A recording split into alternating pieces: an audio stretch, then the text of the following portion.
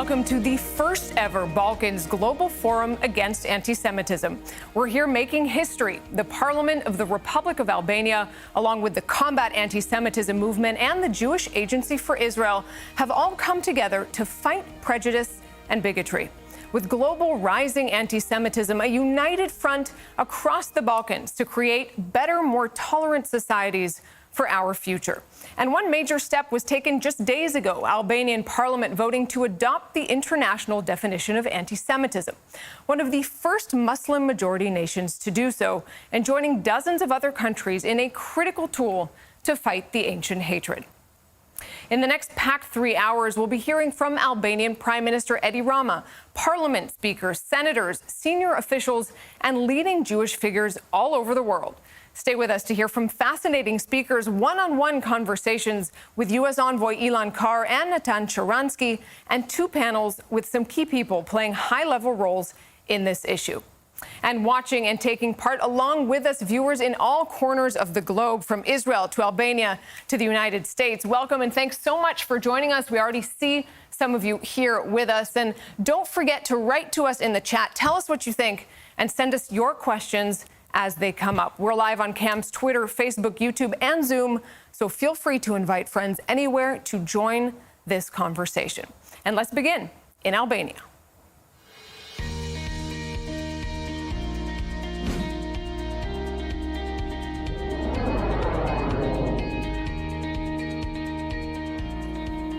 Starting us off is Albanian Member of Parliament Tolerant Bala, who is also chairman of the Socialist Party parliamentary group and one of the main initiators of this important forum. He played a major role in unanimously passing the IRA resolution in Parliament just last Thursday. Mr. Bala, thanks so much for being with us. So tell us what your message is to this historic forum. Thank you, and let me say good afternoon or good evening in your country, good morning in U.S., Excellencies, Presidents, Speakers of Parliaments, Excellency Prime Minister of Albania, Excellency State Secretary Pompeo, Ministers, Special Envoy, Honorable Representatives of religion communities in Albania joining us today, distinguished guests. I wish you all welcome, and also my sincere thanks for your participation at this great historical event. Many thanks to our co-organizers, the Combat Anti-Semitism Forum, for supporting my initiative for the organization of this first Balkan Forum Against Anti-Semitism in Tirana. Also, let me welcome all of you that are attending virtually. I was told that there are so many, there are dozens following it also from youngsters, from schools, from universities. Over the centuries, Albania has endured numerous conquests and occupations.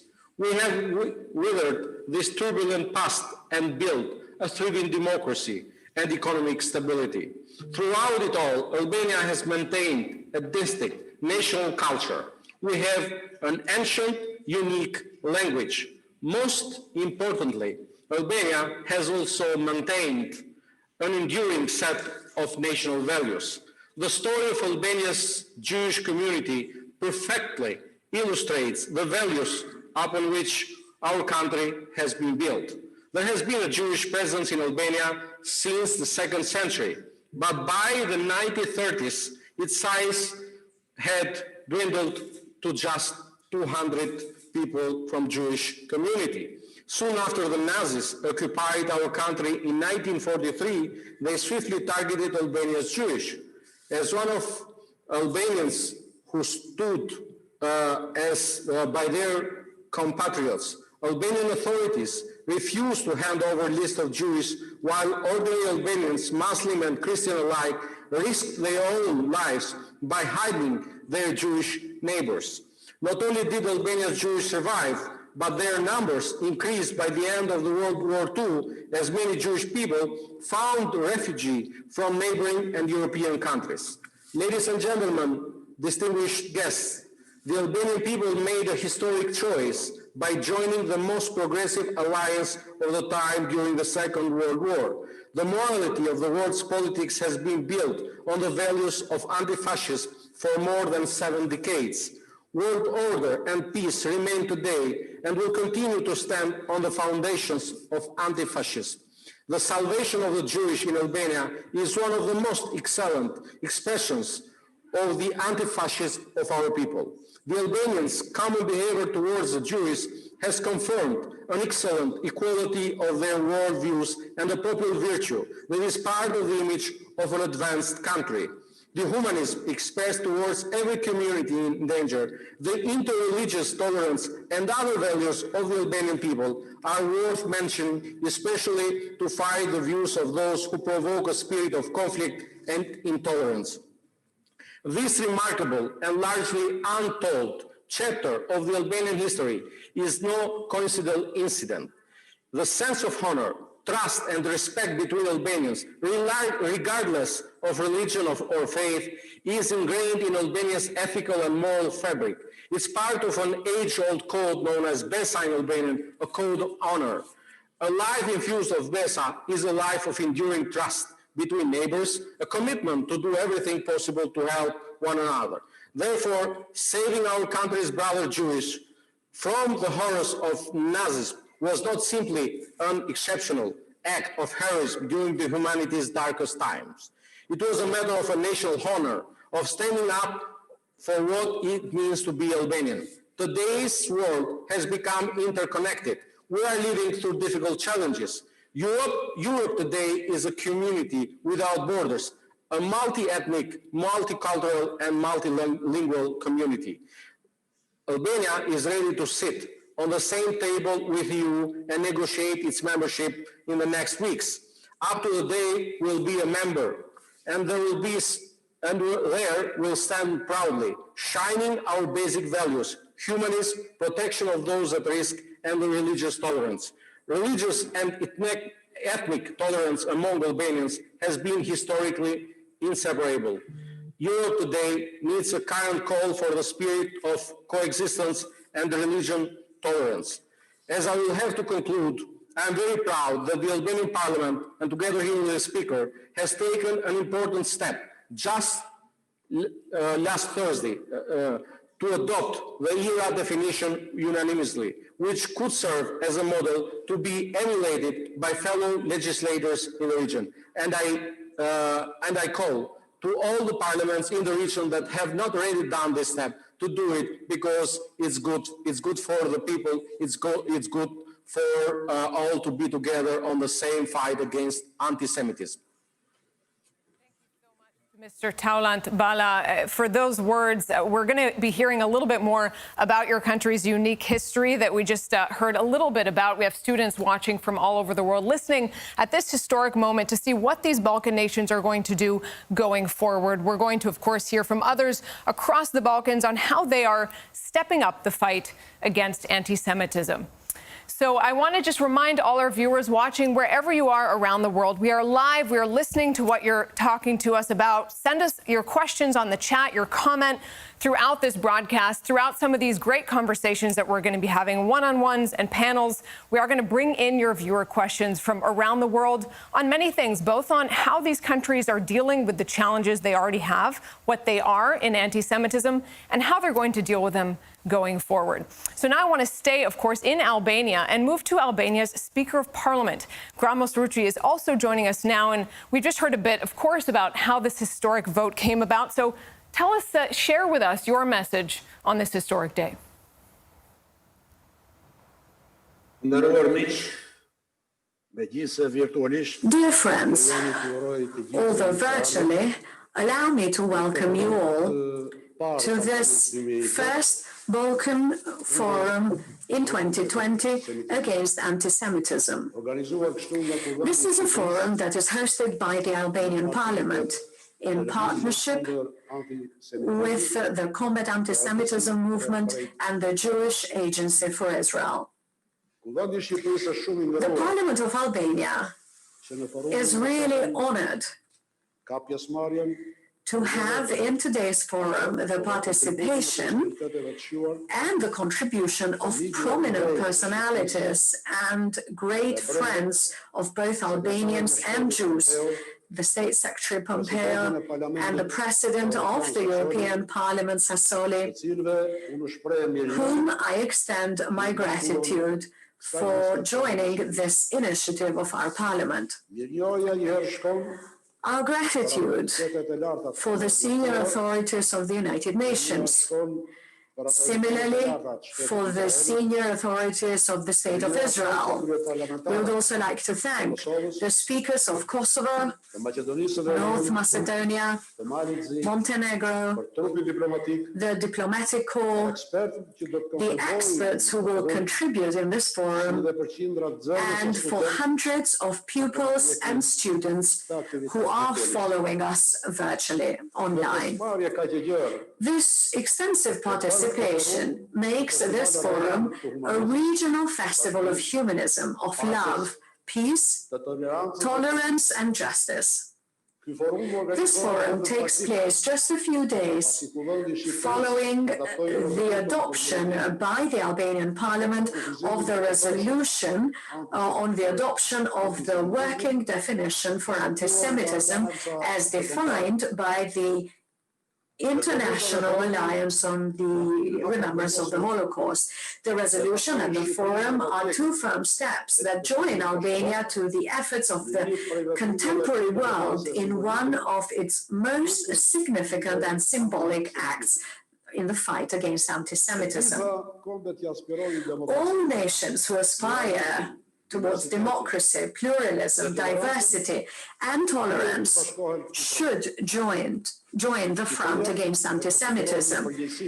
Albania believes that to combat anti-Semitism is a huge responsibility for our whole civilization, but also because we need to deserve this privilege of being part of everybody who is on board on the fight against anti-Semitism. In this world, nations make their own choices. We, Albanians, remain stoic to our choice that love versus hatred, tolerance above conflict, human affection above persecution, suffering above causing it to others. And for us Albanians, history has frequently placed us on the same boat as the Jewish people, the people that have suffered this tragic fate, but whose pains, however, caused by history, didn't diminish their grandeur or their humanity. The cultural and human relations between Jews and Albanians have a history of over 2,000 years. In the south of Albania, only some tens of kilometers away from my hometown, since the 5th century, in the very same building, one could find both a church and a synagogue. This is an absolutely rare case, perhaps the only one in history. In Albanian traditional culture, we have what we call the oath. We have an expression which says, for that Saturday and for 700 years coming, which shows that relations with the Jews have become an element, an important element in our existence, because we're taking an oath on the Saturday and the 700 coming years. Albania has served as a backup land for the Jews in difficult times, and it is the only country in Europe where all the Jews were taken in under the protection of the Albanian citizens and rescued during the Second World War, and this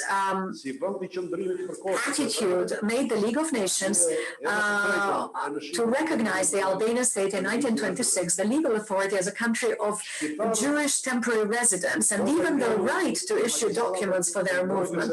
And the world recognized Albanians as the magistrates for the protection of Jews, regardless of religion, wealth, or territory, political orientation, thus marking a national convergence as has rarely been the case.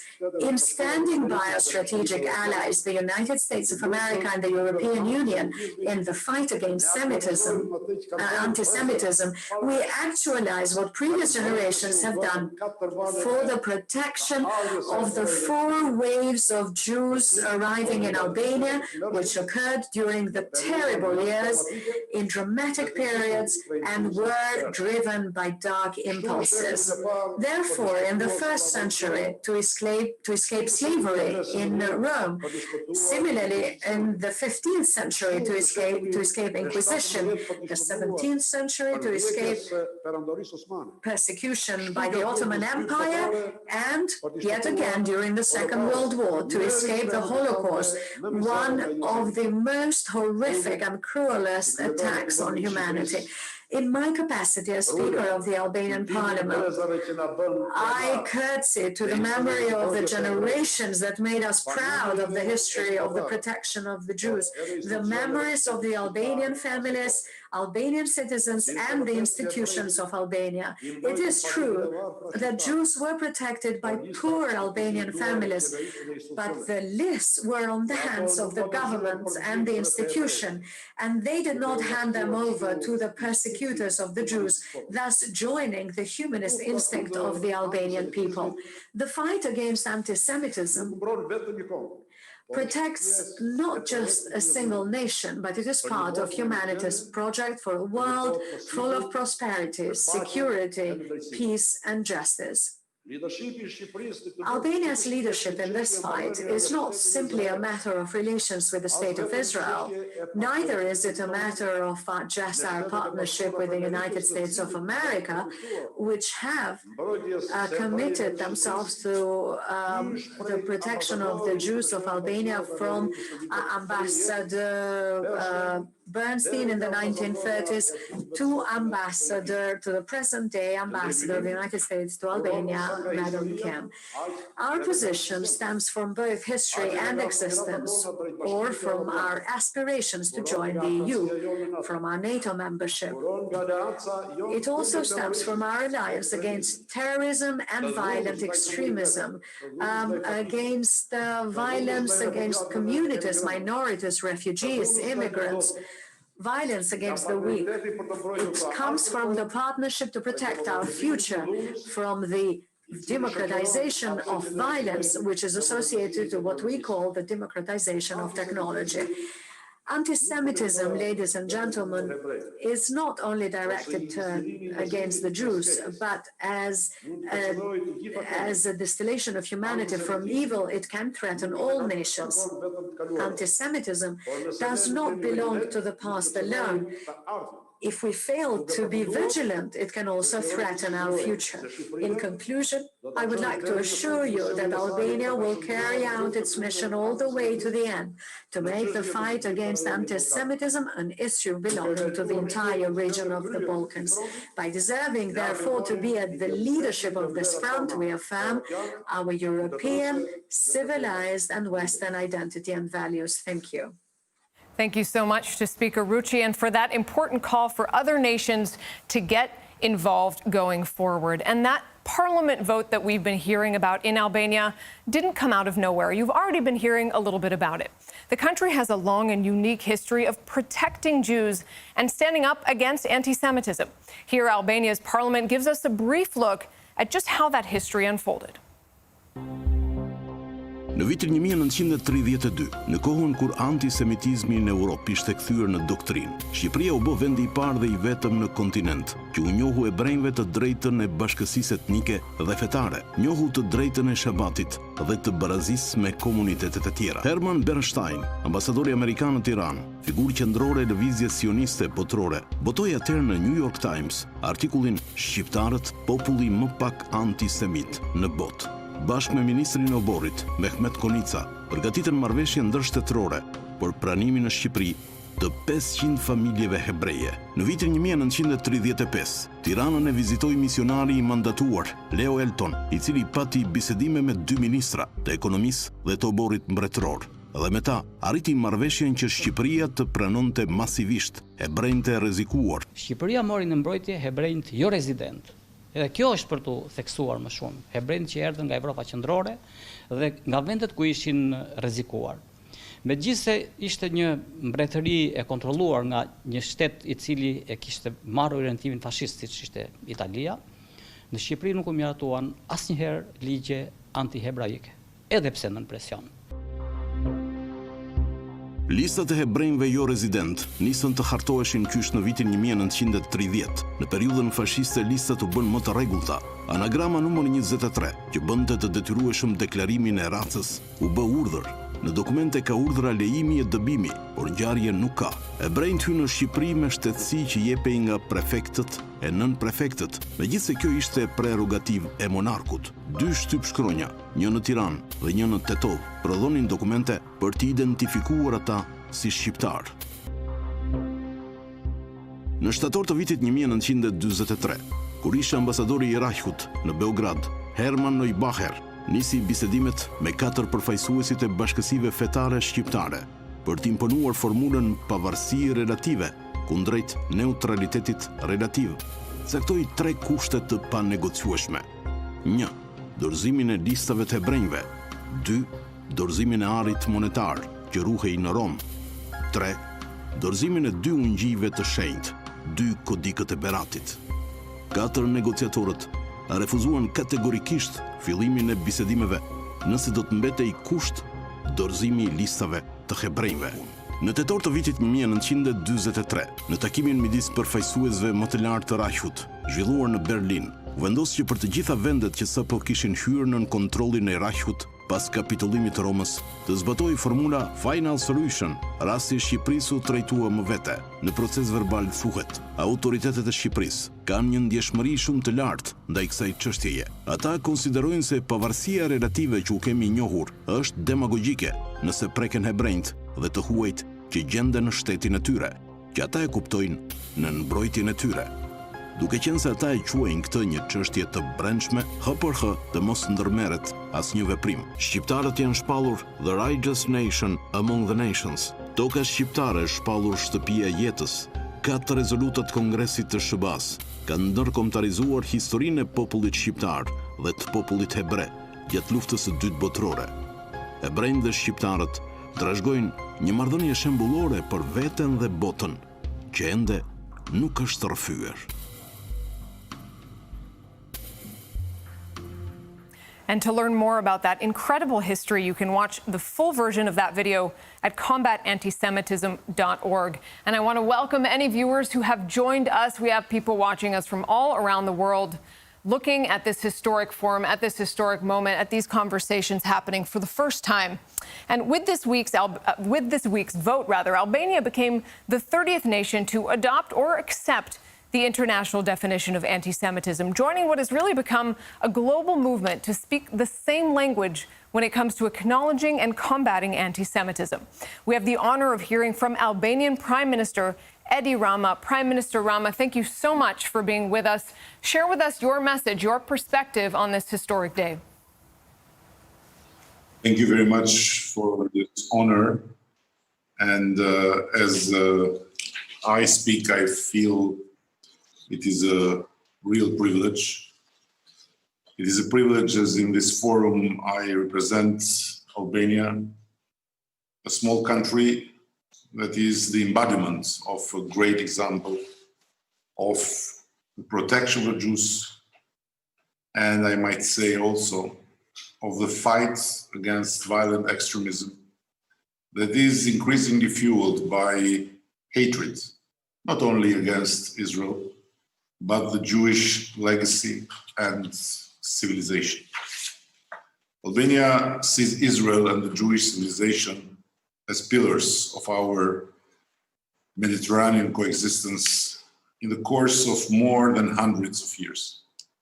Without looking far back in the history, one can easily affirm that the Jews who the vicissitudes of life brought ashore in our country turned into a very precious jewel of our own history and culture.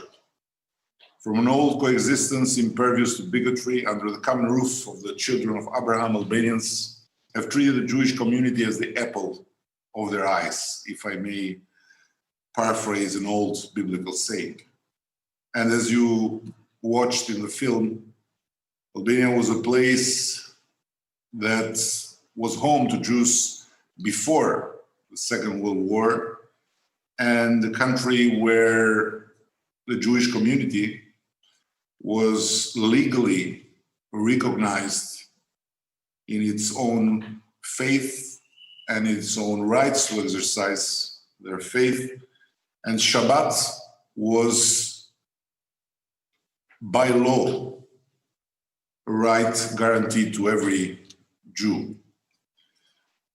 That was clearly evident also during World War II, what Jews meant for Albanians when ordinary Albanians, ordinary families, put their life in line to protect Jews. And they were Muslims, they were Christians, and they offered them shelter by protecting them even with their own life. It's full of incredible episodes, this period of time in our proud history. But I should bring here one episode of two brothers that were sheltering a Jewish large family, and they gave themselves to the Nazis and ended in a concentration camp in Germany by faking their identity and pretending that they were the Jews that the Nazis were searching for.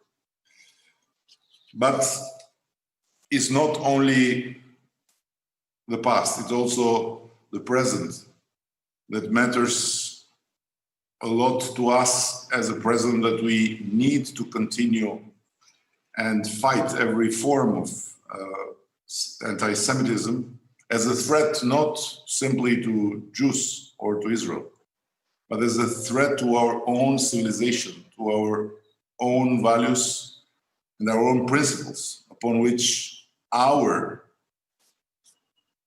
country's future and our common future is being built. Few months ago, we were very proud to inaugurate a memorial dedicated to the remembrance of Holocaust in Tirana. As we speak in Vlora, where a large number of Jews fleeing the Iberian Peninsula settled and prospered between the 15th and 16th century, we are working to build a museum to honor the Jewish community and to honor this history, but also this friendship, near the so-called Street of Jews, an old street whose name was changed during communist regime, but whose name was never changed in the life of people, and today has an official name, the Street of Jews.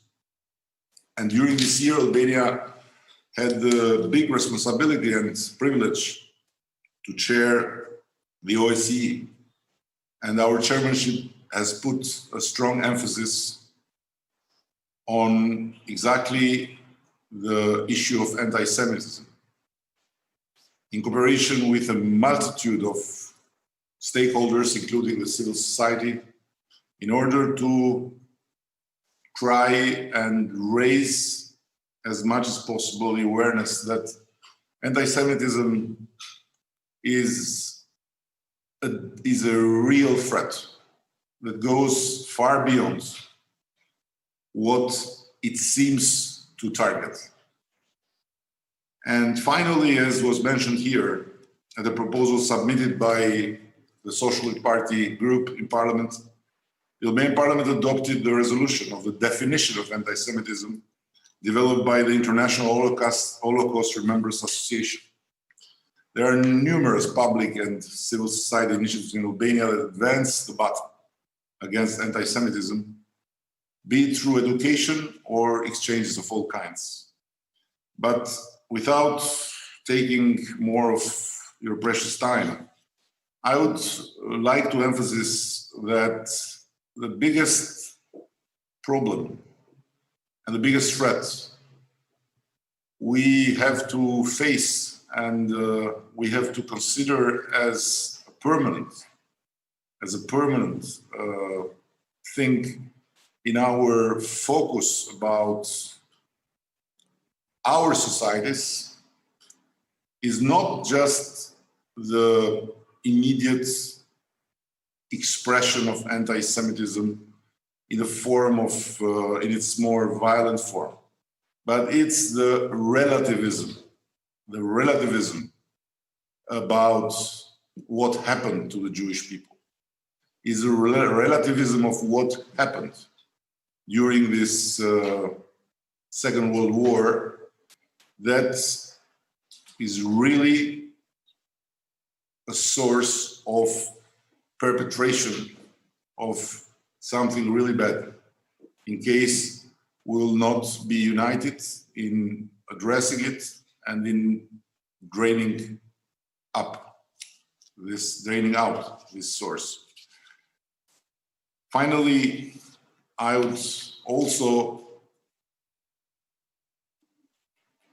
profit from your attention to underline the threat coming from the whole activity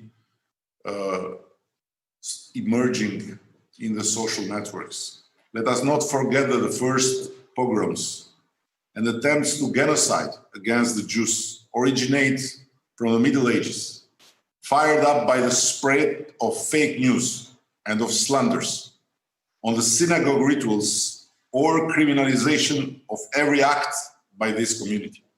This is where it all originated, and the new form of spreading through this immense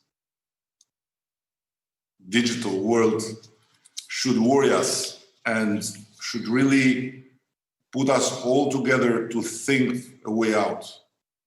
By no doubt, there is a lot of hope in the digital society, and all encompassing progress for the mankind that is incarnated in this society must not turn into a nightmare, spiraling out of control for any of us.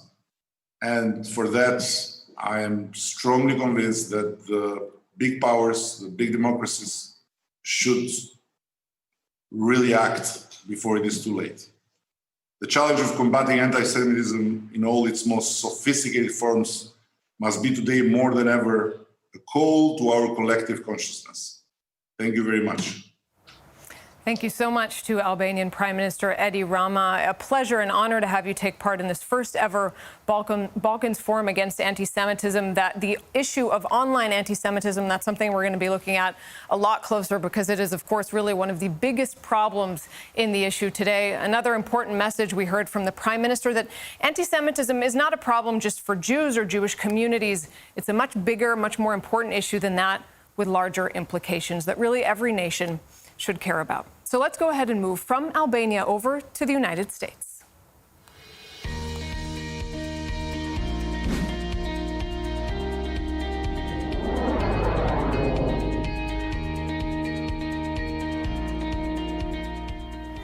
I want to say hello again to viewers watching us from around the world, sending in your questions. Don't forget to speak to us. Tell us what you think. If you have any questions for our speakers, send them along in the chat. And the United States was among the first of nations to adopt the definition of anti-Semitism. And for years, the State Department has had its own. So, of course, Washington also has a big stake in what happens here and is watching closely as Albanian Parliament joins the U.S. and dozens of other nations in that important step. Let's take a look at the message U.S. Secretary of State Mike Pompeo has for everyone watching right now. Pompeo here. I'm proud to join you at the 2020 Balkans Forum Against Anti-Semitism. It's fitting that this event is happening in Albania, a great friend to the United States. It was now 75 years ago, as the world counted the losses from World War II and the Holocaust, that your country provided a rare piece of much-needed good news. Thanks to the heroism of ordinary Albanians, you were a refuge for Jews fleeing the Nazis. Your people refused to give up their Jewish neighbors and provided them with shelter and the false documents that they needed to survive. When the Allies were at last victorious, there were more Jews living in Albania at the end of the war than there were at the start. The new Holocaust Memorial in Tirana pays tribute to Albania's legacy of religious freedom and toleration. So does the Albanian Parliament and the co-sponsorship of this event, alongside the Combat Anti-Semitism Movement and the Jewish Agency for Israel. But we're here to talk about more than just history. Understand it clearly. Thanks to an executive order from President Trump last December, the entire U.S. federal government has adopted the International Holocaust Remembrance Alliance's definition of anti-Semitism. We urge companies and other governments to do exactly the same. The task of combating anti-Semitism is pressing, especially as we've seen a disturbing uptick during the pandemic. But as a Christian, speaking to an audience in a majority Muslim country about standing up against hatred of the Jewish people, I must say, I'm tremendously hopeful. There's unity in the fight among believers in the Abrahamic faith and many others. There's determination to uphold the unalienable rights and dignity of every man, woman, and child. Let's continue to make sure people of all faiths, or none, can live and flourish side by side in peace. Thank you for having me with you and for doing this remarkably good and important work. God bless Albania and the Albanian people. Thanks so much to U.S. Secretary of State Mike Pompeo. And let's go to Europe, because also wanting to say a few words to Balkan nations taking part in this historic event right now, and to Albania in particular, European Parliament President David Sassoli. Let's tune in.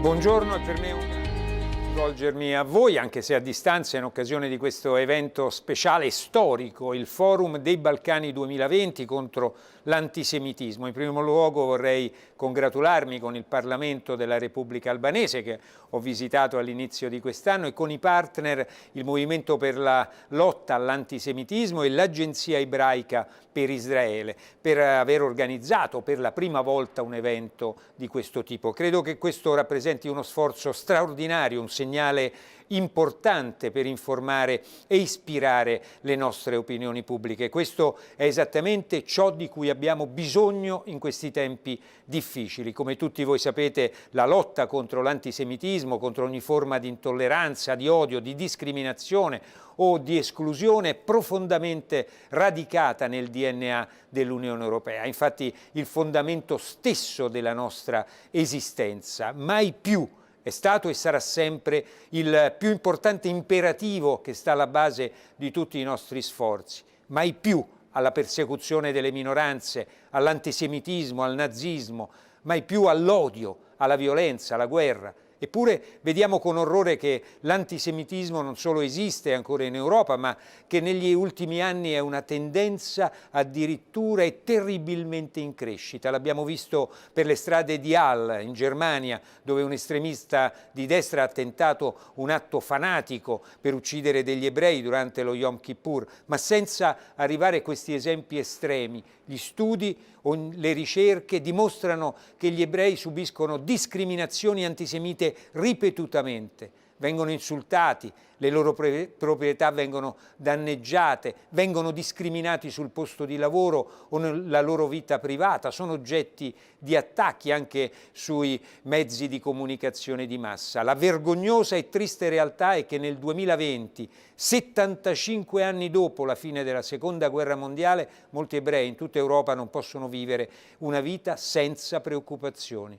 Ciò che è altrettanto preoccupante è la tendenza ad una sorta di normalizzazione di questo tipo di incidenti, come testimonia la retorica di alcuni discorsi pubblici, il linguaggio di alcuni media e quello che succede in svariati contesti quotidiani. Questo dimostra che non dobbiamo mai adagiarci, che non dobbiamo mai fermarci, che non dobbiamo mai imporci di pensare che quella storia che 75 anni fa pensavamo conclusa davvero non si ripresenterà. Abbiamo l'obbligo di agire ogni volta che la violenza, la discriminazione si incorniciano con il nostro cammino, ogni volta che l'antisemitismo e il razzismo rialzano la testa nelle nostre società. Dobbiamo sempre guardare a questi fenomeni per quello che sono, un attacco alla dignità delle persone e all'idea stessa di un'Europa democratica. Recentemente l'Albania ha fatto dei passi molto importanti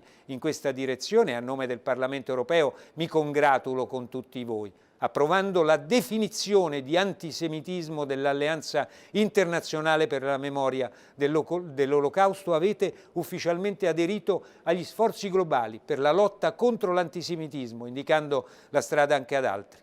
Questa decisione riflette anche quella che è la vostra orgogliosa storia di paese, che nelle ore più buie della storia europea si è impegnato a proteggere gli ebrei, il coraggio che il vostro popolo ha dimostrato proteggendo, nascondendo coloro che fuggivano dalla morsa del regime nazista. Tutto questo è un chiaro segno della vostra umanità. Non posso che augurarmi che l'esempio che avete dato allora e che date oggi sia un esempio che verrà seguito dalle altre nazioni dei Balcani e di tutto il mondo. Perché questa lotta non può essere vinta da un solo paese, da una sola comunità o da una sola istituzione. Contro l'antisemitismo dobbiamo creare un fronte unito che raggiunga tutto il mondo e che si impegni affinché le azioni concrete contro l'odio e il bigottismo siano intraprese in vari ambiti della politica, dell'educazione, della società civile e della vita quotidiana. Il vostro impegno nella lotta contro l'antisemitismo è anche un forte richiamo al fatto che siete sulla strada giusta per aderire all'Unione Europea. Come ho detto a febbraio durante la mia visita a Tirana in Parlamento e come ho ribadito in molte altre occasioni, il Parlamento europeo sostiene con forza la prospettiva europea dell'Albania e dei Balcani occidentali. Siamo convinti della vostra appartenenza non solo geografica ma anche politica. Unire le nostre forze in questa causa che fin dai giorni della sua fondazione contribuisce a definire l'Unione Europea. Questa è l'ennesima prova che condividiamo un destino comune, che abbiamo un futuro da vivere insieme. Speriamo di poterci incontrare fisicamente al più presto e buon lavoro a tutti. Thanks so much to European Parliament President David Sassoli. Of course, the European Union, such a key part in this fight. Well, Jackie Rosen is the United States Senator for Nevada. She's also co-founder of the Bipartisan Task Force for Combating Anti-Semitism. And for her, this is a personal issue. Here's Senator Rosen's message for all of us and the Albanian government in particular. I'm Jackie Rosen, and I'm proud to represent the great state of Nevada in the United States Senate. I'm also the co-founder of the Senate's Bipartisan Task Force for Combating Anti-Semitism, which is why I'm glad for the opportunity to address the Balkans Forum Against Anti-Semitism. Standing up against anti-Semitism is a crucial issue that's near to my heart. As a third Jewish woman in the Senate and as a former synagogue president, I'm committed to combating anti-Semitism in the U.S. and around the globe. The fact is, anti-Semitism and acts of hate are growing at an alarming rate. While there may not be one silver bullet to defeat bigotry, one helpful tool to train law enforcement and educators to identify and combat anti-Semitism is the International Holocaust Remembrance Alliance, or IHRA, definition of anti-Semitism. I applaud Albania's decision to join the growing number of nations adopting the IHRA definition. It sends a powerful message that hate has no place in your country. I hope to continue working with partners in the U.S. and across the globe to ensure that we eradicate anti-Semitism by educating and empowering our communities.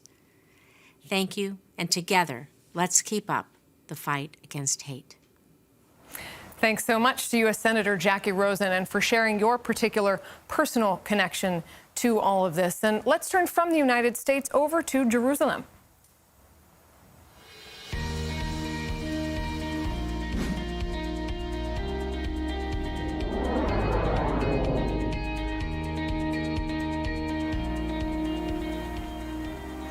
And let's hear now from Israeli government. Israel's Minister of Diaspora Affairs, Omer Yankelevich, is joining us from Jerusalem. And Minister Yankelevich, your role really deals with so much of what we've been talking about here, connecting Jewish communities around the world, from the Balkans to the U.S. to Israel. Tell us a bit about the significance of this event in your eyes. So, shalom lekulam. Hello, dear friends. It is an honor to be here with all of you today.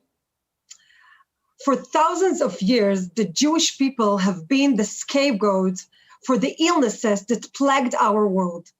Sadly, anti-Semitism is morphing into new forms, reaching new and dangerous heights. The recent annual anti-Semitism report published by the Israeli Ministry of Diaspora Affairs showed that in the past years, there has been a severe increase in anti-Semitic incidents globally. For example, in 2019, we saw a 27% increase in Germany, nearly 75% in France, and UK reported its highest number of anti-Semitic incidents ever. Earlier this month, I spoke with the Hamburg Jewish community. They recently experienced a cruel attack by a white extremist who severely injured a young Jewish student outside his synagogue. Anti-Semitism is coming from all directions, spanning the political spectrum, from neo-Nazis, from the extreme right that deny the Jewish people's right to exist, to radical BDS organizations on the extreme left that deny the right of the Jewish state to exist, to opposing ideologies connected by one single passion: hatred of Jews. This irrational hatred has no place in today's society. As a first step, our global community must adopt standards to clearly define and address anti-Semitism across borders and languages. Hence, on behalf of the State of Israel and the Jewish people, I would like to commend the government and parliament of Albania and thank you for the very important and brave step you took last week by adopting the IHRA definition of anti-Semitism. From this important stage, I turn to you, world leaders, government representatives, head of organizations and institutions. The only way to eradicate this hatred is by combining forces and working together. Anti-Semitism is transnational. Therefore, the solution must also be transnational. The State of Israel and the Ministry of Diaspora Affairs is here as your partners. We aim to work with all of you to defeat this growing threat online and offline. Although anti-Semitism targets Jews, it is not only a Jewish problem, it is a global pandemic. If we refuse to address it, we empower it. We must all stand up in the face of anti-Semitism and against any other forms of bigotry and hatred, such as Islamophobia and racism. As a true friend of the Jewish people, Albania has always preserved its small yet unique Jewish community and guaranteed them security and freedom of religion. Your courageous and sincere friendship is best exemplified by your brave actions during the Holocaust. Despite repeated demands from the Nazi authorities, the Albanian government protected their Jewish community, provide aid, and hid the Jews of neighboring countries. In fact, Albania was the only occupied European country in which the Jewish population rose by the end of the World War II. I hope that your decision will inspire more countries and organizations to fully and publicly adopt the IHRA international standards. I call upon our global community, join our combined efforts, and let us all bring light into the world. Thank you. Toda rabah. Minister Yankelevich, you're absolutely right that this is a global effort. That is exactly what this forum is about, is bringing together countries, and in this case, of course, in the Balkans in particular. And we want to bring in some viewer questions as well. We have people sending questions from around the world. So let's hear what Jonathan would like to ask you. Take a look. My name is Jonathan Brown, President of the World Union of Jewish Students. And my question is, what are the Ministry of Diaspora Affairs activities in response to anti-Semitism? Thank you. Okay, so the fight against anti-Semitism is central mission of the Ministry of Diaspora Affairs. We work in many spheres, monitoring and responding to anti-Semitism online and offline. Today, social media platforms are the main way anti-Semitic content is shared, and spread. We developed a unique monitoring system that detects anti-Semitic content according to the IHRA definition. It works in many languages, including English, Arabic, French, and Russian, and over various platforms. This tool enables us to understand and respond to global anti-Semitic trends at any given moment. We also work to strengthen the resilience of Jewish communities around the world, providing them with tools to deal with the rising threat of anti-Semitism. Also, we work with various security agencies to better protect their Jewish communities. Finally, and very importantly, education. Education is crucial in stopping this trend. We work in Israel and around the world to raise awareness of anti-Semitism and its dangers. We must all work together to uproot it. Thank you. Toda. Thank you so much. Absolutely, education is a critical factor that is always brought up in these conversations and is really fundamental to making a change going forward. Israel's Minister of Diaspora Affairs, Omer Yankelevich, thanks so much for being with us. And let's go ahead and actually stay in Jerusalem because Israeli Parliament Speaker Yariv Levin is joining the conversation from there. Speaker Levin, this event can be seen really as a catalyst for change. Share with us your view on this historic forum.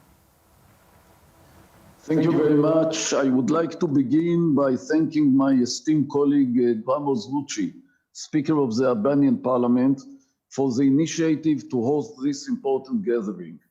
I am honored that we are joined today by Prime Minister Edi Rama and Secretary of State Mike Pompeo. I am also honored to be joined by my colleagues, David Sassoli, President of the European Parliament, Vjosa Osmani, Chairwoman of the Assembly of Kosovo, Alexa Bečić, President of the Parliament of Montenegro, and Talat Jafari, President of the Assembly of the Republic of North Macedonia. I would like to thank each and every one of you for your willing to discuss this critical subject. Albania has a long history of standing firmly against anti-Semitism, and it is no surprise that today it has taken a leadership role in fighting this phenomenon. We all remember the bravery and sacrifice of the Albanian people during the Holocaust, and especially the effort of the 73 Albanian righteous among nations. By sheltering their neighbors and refugees from the worst expression of anti-Semitism in history, they made Albania the only country in Europe to have a larger Jewish population in 1945 than in 1939. Decades have passed, and we might have hoped that the lessons of those dark times would ring loudly in our ears and resonate to the present time. Sadly, we would be mistaken. Indeed, anti-Semitism has never vanished. It has merely flourished in new forms. Today, anti-Semites can hide behind delegitimization and boycott of the State of Israel, behind so-called social justice movements, and behind false arguments of political correctness. Others do it explicitly by glorifying the very Nazi ideologies that brought humanity its most shameful and tragic period of history. It happens not only in the darkest corners of the internet, but also even in the open. I think we must ask ourselves honestly, how did we get here? And what can we do about it? As Speaker of the Knesset, I believe that parliaments have a vital role to play in that aspect. We need to use all the tools available, legislation, discussions, promoting educational programs to stop hate speech and anti-Semitism. And we must urge wider adoption of the era-working definition of anti-Semitism. I'm privileged to extend my appreciation to the Albanian parliament, which just last week voted unanimously to accept this important document. I hope the message of this vote will inspire other countries and parliaments in the Balkans and around the world to adopt this definition as a statement of shared values and the call for a decisive action. Dear friends, I'm addressing you today from a new Middle East, one that is radically different now than it was just a few months ago. The Abraham Accords that have been signed between Israel and the United Arab Emirates and Bahrain, joined by the declaration regarding peace between Israel and Sudan, have begun to bring down walls of suspicion and ignorance and replace them with cooperation, trade, and tourism. I hope that greater cooperation with friends, both new and old, will bring increased knowledge and lower levels of anti-Semitism also in our region. Distinguished leaders, anti-Semitism is not just a Jewish problem, but also a sign of deeper ills. Racism, hatred, and violence that accompany them do not stop at one people. Today, these are Jews. Tomorrow, these are others. We have the responsibility and the power as leaders from around the world to fight anti-Semitism, fight racism and hatred. Standing today, united, is a model of cooperation. From here, we should call on our colleagues and on the citizens of our countries. Say no to BDS.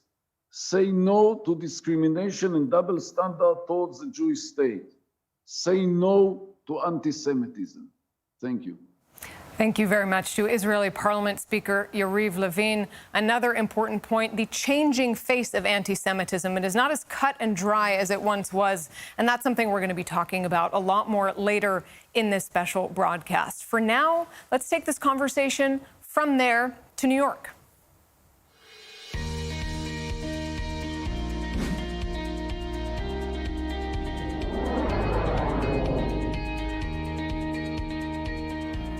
Well, when we talk about the global effort to fight anti-Semitism, a big part of that is the UN.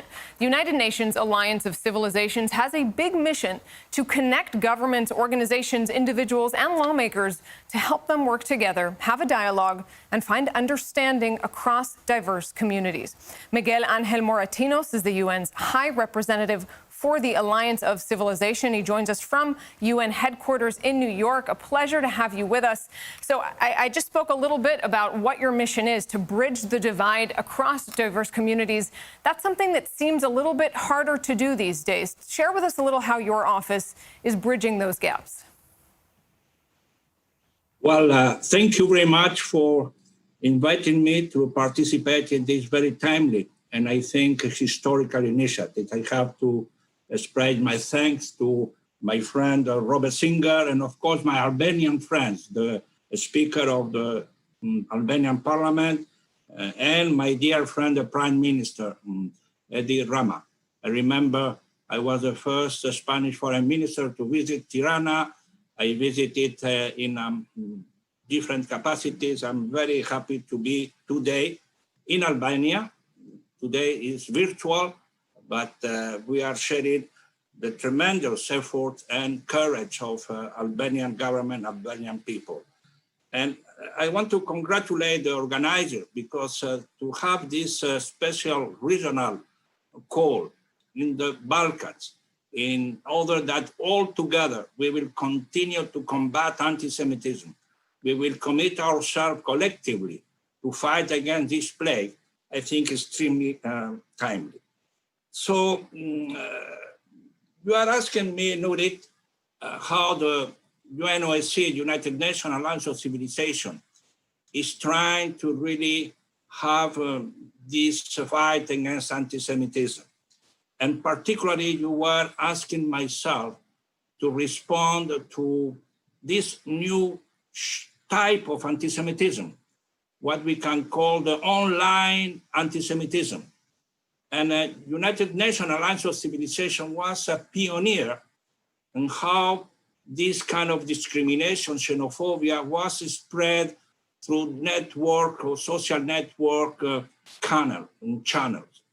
We were from the beginning very much aware how hate speech has been translated, has been transferred to all kind of message of hate and discriminatory attitude. And so we were very much prepared to see how we can inform and renovate our fight against anti-Semitism. We have to say that the year 2019 was a special year on this new form of anti-Semitism. We had, unfortunately, the attack in Pittsburgh synagogue and how the white supremacists were attacking and spreading hate against anti-Semitic attitude.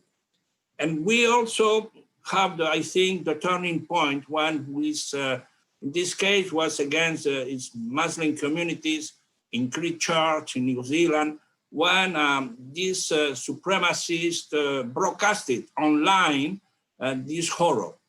So that was a turning point, and that was the reason Secretary General Antonio Guterres decided to really engage in two parallel global plans. The first one was a global strategy to fight hate speech, and the second one was the one that have to safeguard religious side. The first plan was led by my friend Adam Adian, and the second is myself and my team who are trying to really protect and safeguard religious side. And this plan, of course, we are fighting against anti-Semitism, fighting against hate speech. And I think that is the way we will try really to get a much better result. We are working with the so-called Christ Church Call for Action, where hate speech, all kind of discriminatory messages are being spread, and we hope to succeed in the near future. So that is one of the work of, the UN. I don't know if you are going to ask me a second question, or I have to concentrate myself on the second part of my reflection in how we are working together with all the Jewish community to fight anti-Semitism. Well, let me interject then, Mr. Martinos, because we do have viewers sending in questions from all around the world that want a chance to talk to these kinds of leaders in anti-Semitism. I know Julie Marks has a question for you, so let's take a look at what she has to say. I am Julie Marks, and my question is, your office recognizes the importance of intercultural and interreligious dialogue in promoting tolerance. With anti-Semitism on the rise globally, what is the responsibility of nations with little to no remaining Jewish populations to take action? Well, anti-Semitism, and I could qualify, is the mother of all, discriminatory xenophobia and racism. So if we concentrate ourselves to fight anti-Semitism, we are succeeding in how we are going to fight against all kind of discriminatory behavior and xenophobic attitude. So that's the reason the Secretary General recently appointed me as focal point to really reinforce the role of UN and the fight against anti-Semitism. That was the reason why Secretary General Antonio Guterres mandated me with a twofold mission. First, to really monitor, how anti-Semitism continued to spread, unfortunately. As some of my previous speakers say, anti-Semitism is on rise, it's not disappearing. We have to be on alert. We have to reinforce our instruments, our tools to eradicate it. At the same time, I'm the one who is going to really try to change the perception within the UN system. I think the UN system needs to accommodate, to understand, it's not only the remembrance of Holocaust. Already the UN has been quite active in the recent year. Now it's a much better focus policy that is to really fight against anti-Semitism and to fight the new form of anti-Semitism. And that is what my mission is going to take place. I have, of course, to enlarge my mandate. I have really to define, and this opportunity for me is extremely enlightening because we want to create this new definition of anti-Semitism that International Holocaust Remembrance Alliance have already achieved, how we can convert it. I think it's around 30, 40 countries already adhering, and I welcome the decision of Albanian government, Albanian parliament to adhere to that. But my goal is to have the 193 countries of UN adhering to this new definition of anti-Semitism. That is going to be one of the main goals of my mission. And I think in this way, I will contribute to undermine all this animosity, of this attitude of hate, of discrimination that unfortunately today we're facing, we're witnessing. I'm very concerned, to be frank with you, that today we are going in a very, very serious situation where different communities, different religions, instead of working together, they are going to clash again. And so our role is to make this intercultural, interreligious dialogue a success. At the United Nations, Miguel Angel Moratinos, thank you so much for that. A really important point that we heard from him. A reminder to everyone that it is, of course, important to remember history, but it is not enough. Much more is needed, especially when anti-Semitism is rising around the world. Well, this is, of course, the Balkans Global Forum Against Anti-Semitism. So let's hear more about the subject from the Balkans. Last month, Kosovo took the step of accepting the international definition of anti-Semitism. The same month, the government also announced a major change in ties with Israel, with the countries recognizing each other and agreeing to open embassies.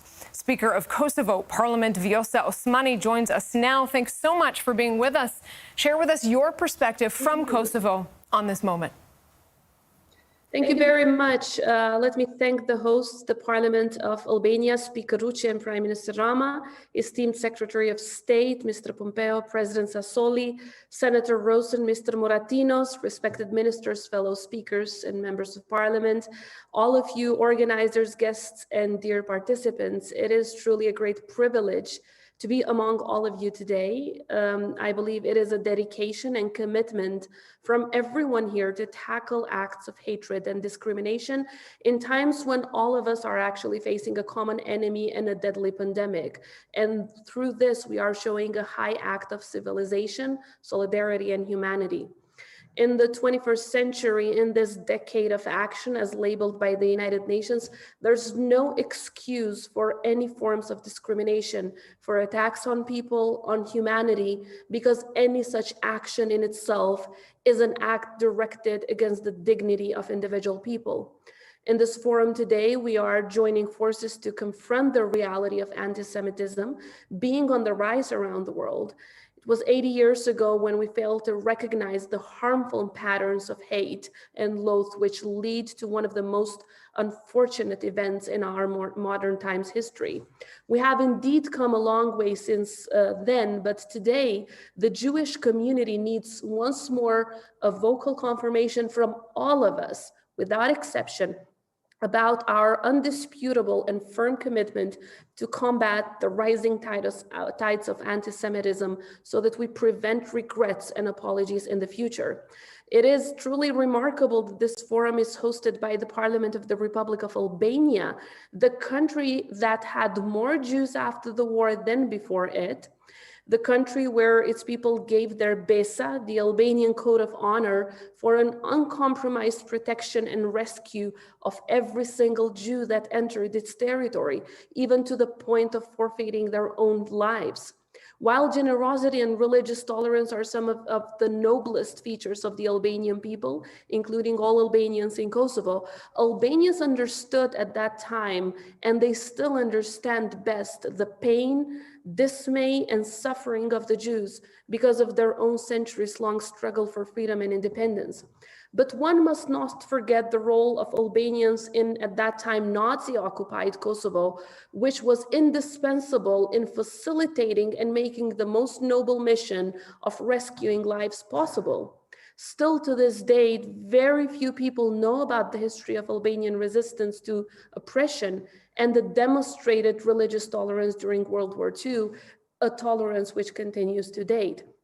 Yet this forum is a great opportunity to echo once more this chapter in our history, which we are most proud of.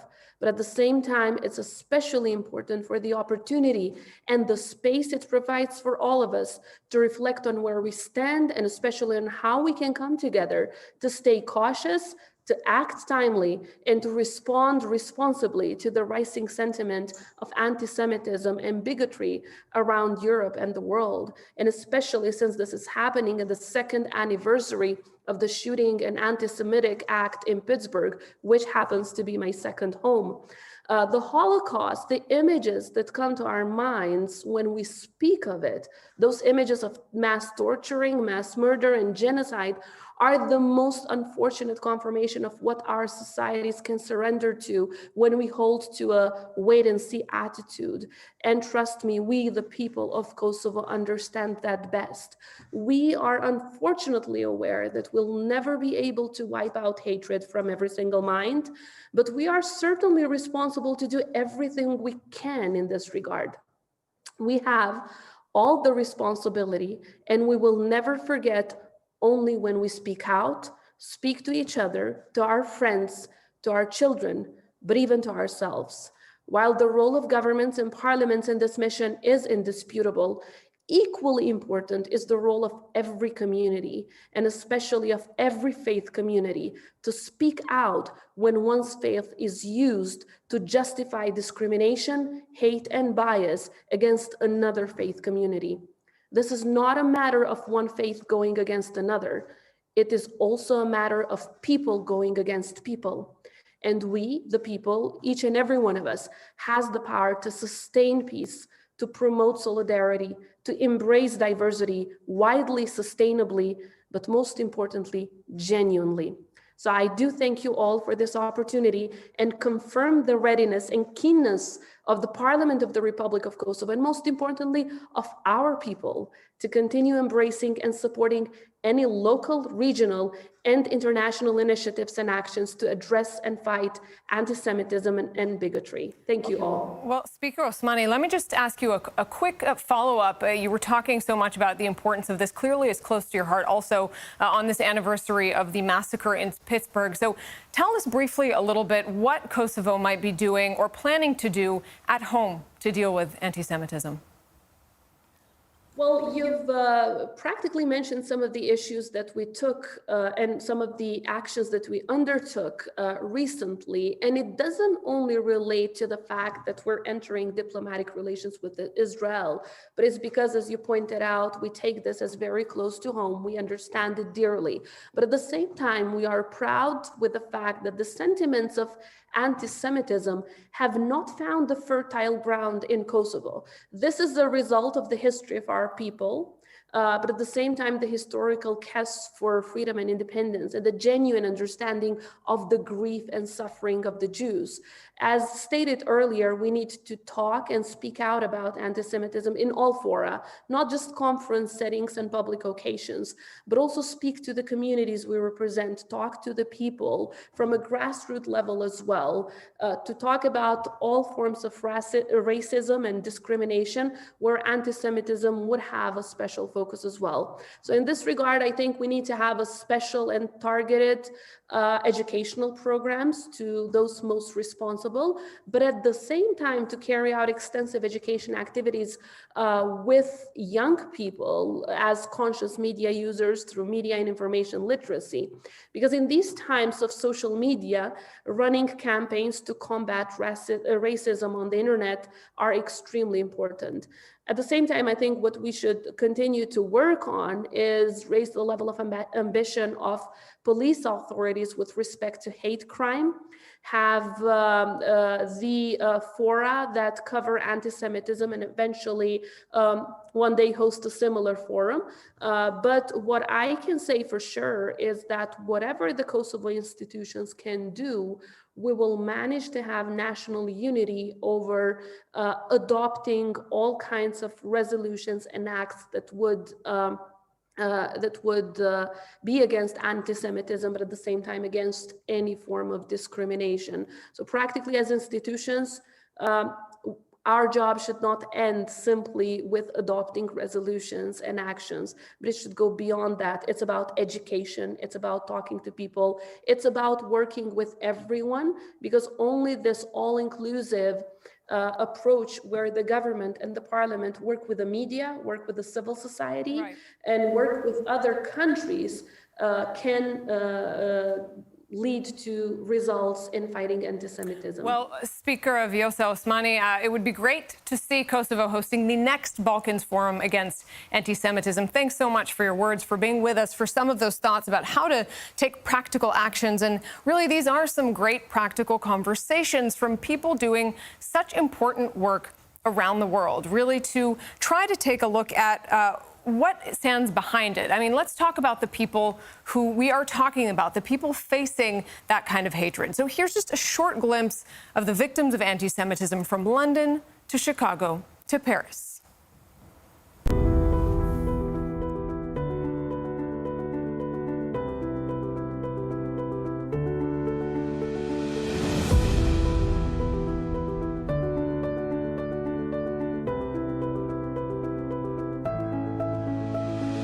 Service was interrupted by gunfire in the entrance, the hallway to the synagogue.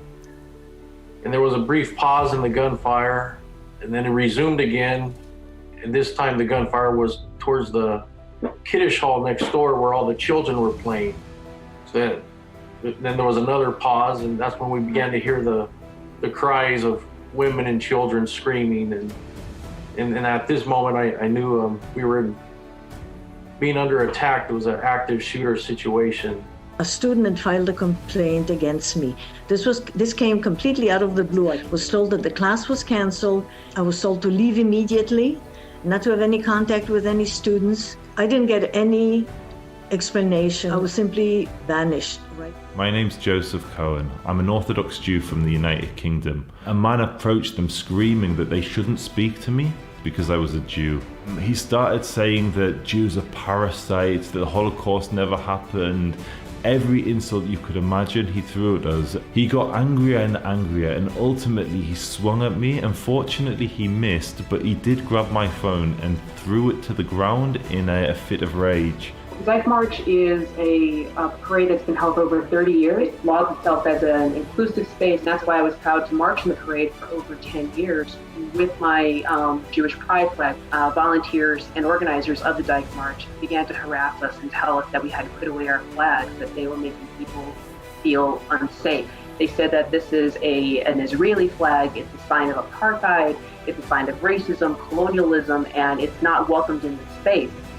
2016, I was invited to speak at University College London. About 300 students were protesting. They were calling for the death of Israel. A few protesters broke a window and opened, and jumped into the room. We had to wait until 20 police officers from London came and rescued me and the students that came to listen to me from this violent mob. I spent most of my life in hiding because my family was too fearful of me talking about my heritage. At one point I got out and I was chased home from school with kids throwing rocks and ice at me, hailing Hitler. Yes, today in France you can get killed only because you are Jew.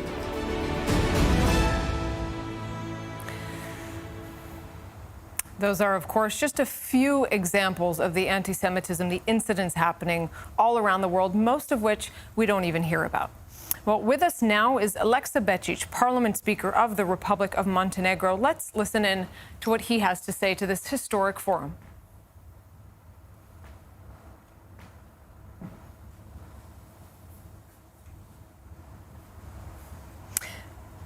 Mr. Bečić, thanks so much for being with us. Tell us what your message would be on this historic forum, the first time we're seeing the Balkan nations gathering together in one virtual place to fight anti-Semitism.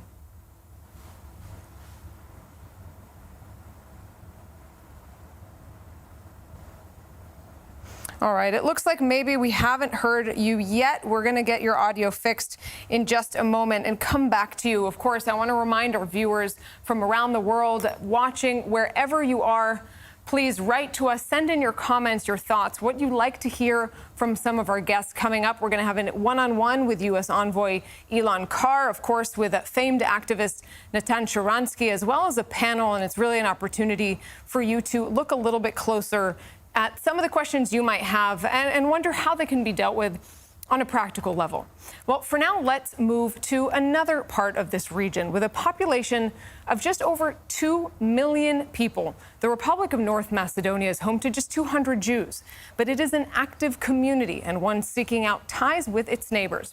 Speaking from the capital, Parliament Speaker Talat Jaferi is about to join us to tell us more about what his country is doing to fight anti-Semitism right now, to protect that Jewish community, and how they're looking a little bit forward. You know what? We're going to pause there for one moment. We'll, of course, come to North Macedonia in a moment, but I want to come back for a second since we got back Mr. Jaferi. So please tell us a little bit about what your country Mr. Bečić, rather, please tell us a little bit about what your country, the Republic of Montenegro, is doing now.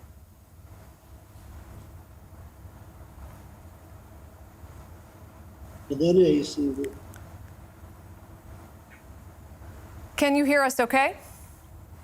Macedonia is.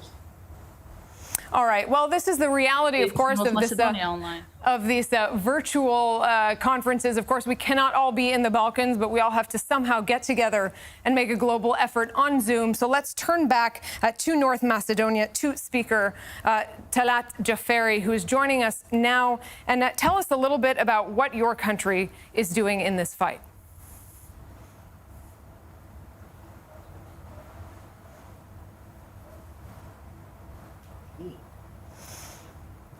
We'll just say hello to our viewers watching for now before we hear from North Macedonia coming in.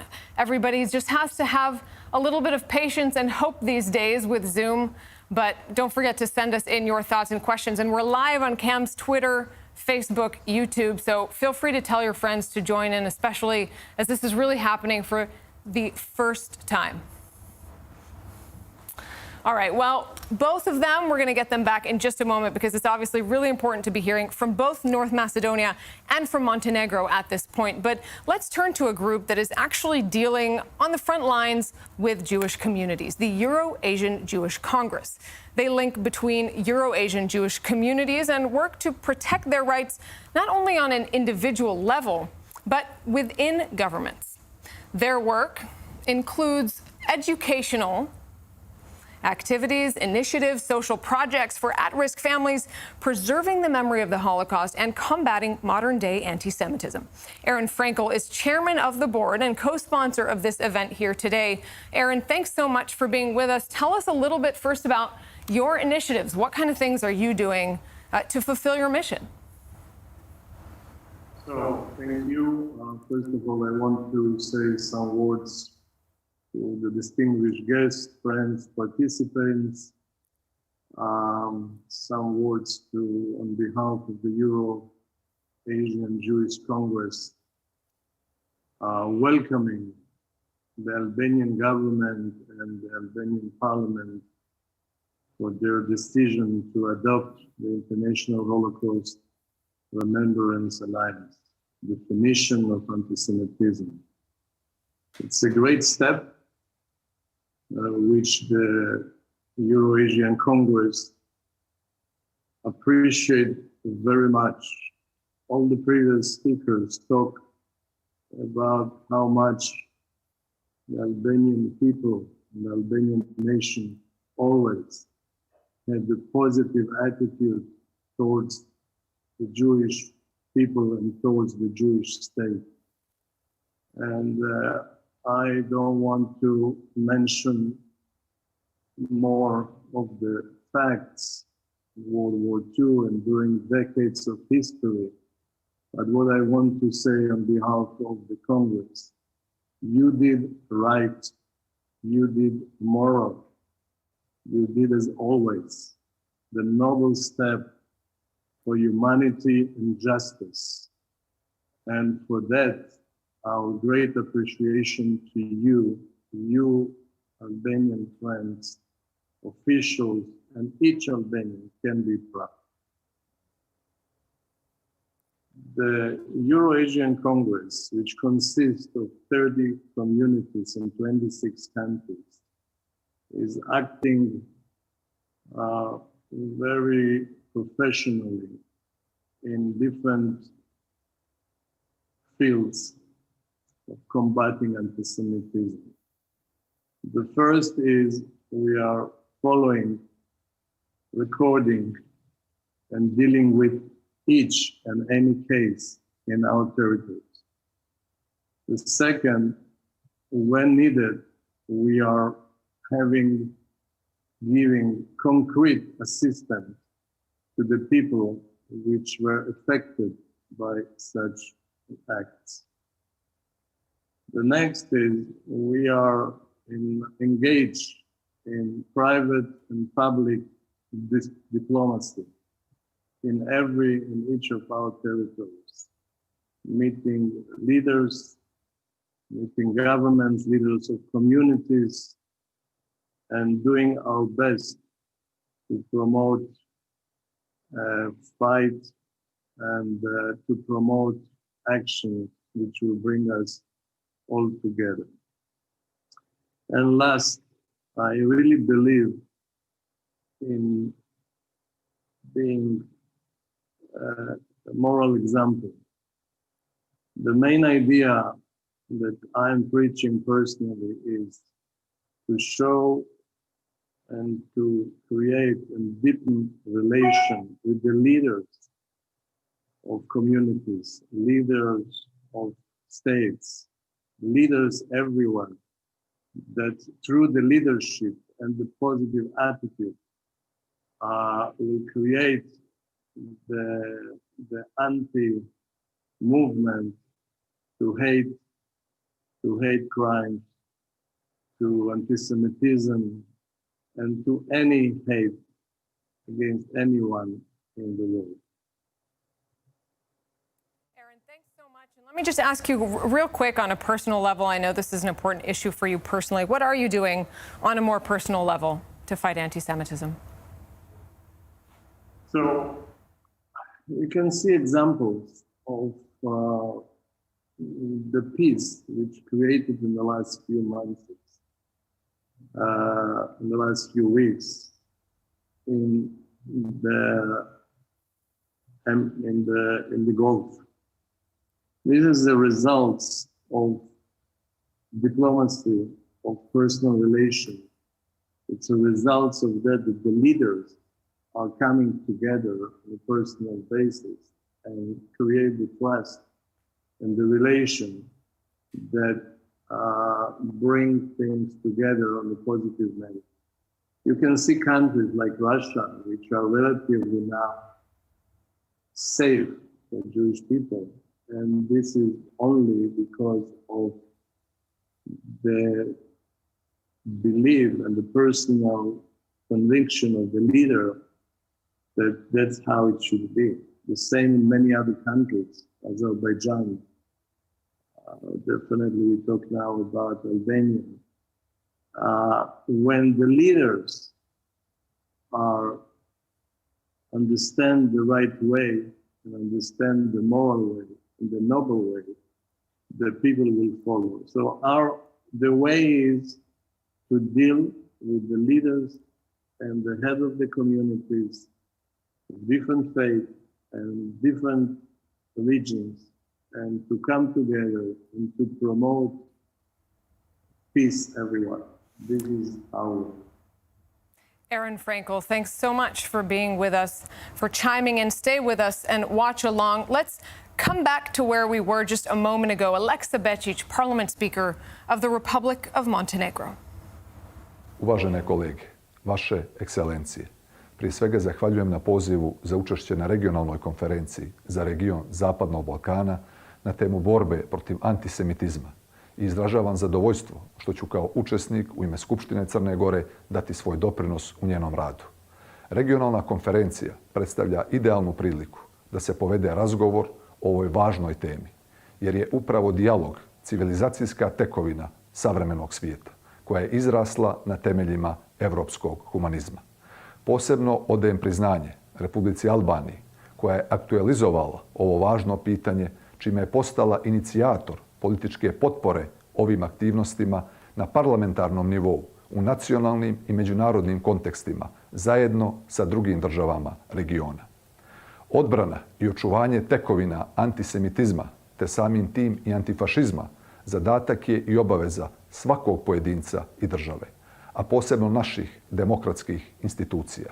Sloga, mir i solidarnost temeljne su vrijednosti na kojima počivaju naša društva i zadatak svih nas je da ih njegujemo i unapređujemo. Po definiciji, antisemitizam počiva na neopravdanoj, bezrazložnoj i neosnovanoj netrpeljivosti prema jevrejskom narodu. Netrpeljivost biva intenzivirana insistiranjem na društvenim stereotipima i predrasudama koje bivaju usmjerene prema Jevrejima, jevrejskoj tradiciji i jevrejskom načinu života. Također izražavam zabrinutost porastom antisemitizma u Europi i svijetu, kako u razvijenim, tako i u manje razvijenim državama. A kao djelimičan razlog tome vidim ekonomsku krizu koja pogađa i Europu i svijet. Da se istorija ponavlja ukoliko ne naučimo lekcije iz prošlosti, pokazuje se na primjeru svjetske ekonomske krize, koja je pogodila i Njemačku tokom prvih decenija 20. vijeka, kada vodeći ljudi Njemačke započinju na promociji ideje o krivcu. Obaveza naše generacije i generacija koje dolaze je da to nikada više ne dozvolimo. Antisemitizam je neprihvatljiv i ne može se tolerisati u savremenom svijetu, koji teži ka toleranciji kao vrhunskom načelu zapadne pravno-političke kulture. Tolerancija kao jedan od preduslova za suživot u savremenom demokratskom društvu podrazumijeva sposobnost i namjeru pojedinca za prihvatanje drugog i drugačijeg. U tom smislu, razvijanje kulture tolerancije nezaobilazno je područje na svim državnim, regionalnim i međunarodnim nivoima. Država Crna Gora, koja antifašizam baštini kao svoju tekovinu, čuva s ponosom svoju slobodarsku tradiciju. Naša država je prepoznata širom svijeta po antifašizmu, koji po jedinstvenom, opštenarodnom 13. julskom ustanku, kao prva država koja je pružila otpor u tada porobljenoj Europi.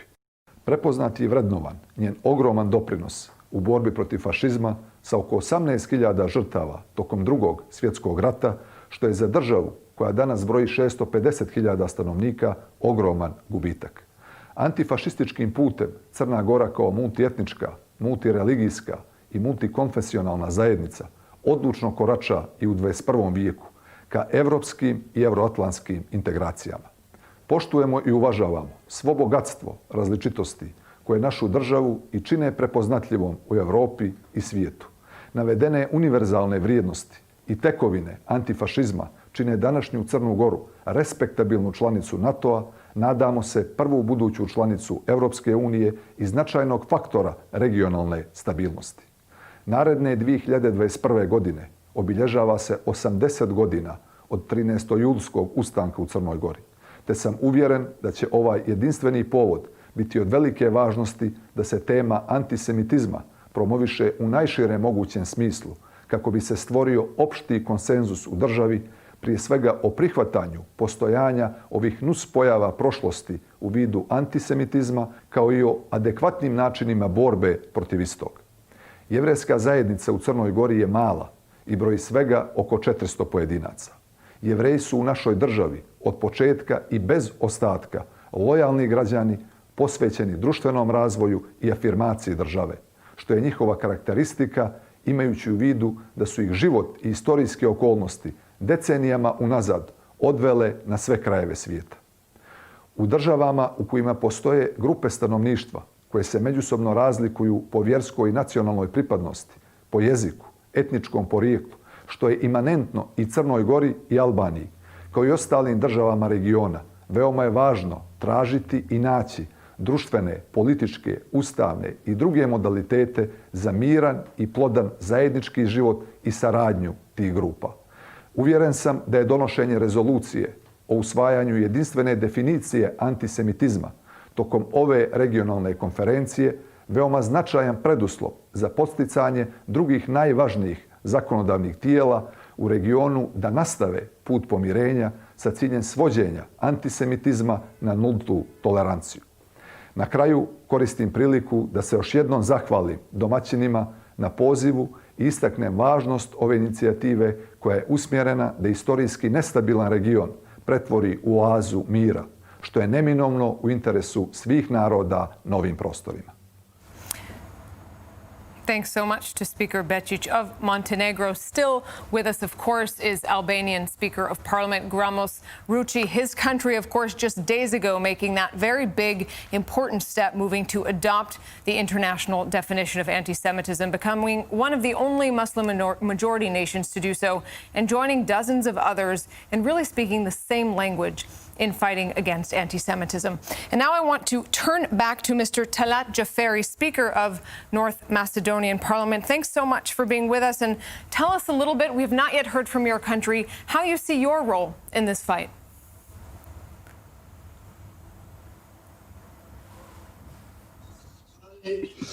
First of all, allow me to welcome Mr. Rucci, distinguished President of the Assembly of Republic of Albania and Minister of Republic of Albania, Prime Minister Mr. Rama, distinguished President of the European Parliament, Mr. Sassoli, distinguished Secretary of State of the United States of America, Mr. Mike Pompeo, distinguished Senator Rosen, distinguished Mr. Tolerant Bala, and distinguished Mrs. Vjosa Osmani, distinguished colleagues, ladies and gentlemen, attendees at this special virtual conference for the Balkans, focused on the fight against Semitism. I am pleased to be able to greet you in this manner and to wish you, above all, good health during this global threat for the health of each person. The human, with all virtues and flaws, is the most perfect being who knows, can, and most of the time reasonably uses the blessings of life. Nevertheless, there are moments, unfortunately, sometimes extended periods, when common sense remains a silent witness to inhumanity, when inhuman treatment of other living beings prevails. We have seen a lot, and we are still seeing and apparently still learning how to prevent the recurrence of the horrors of the Holocaust, the genocide, discrimination, and unequal treatment of people.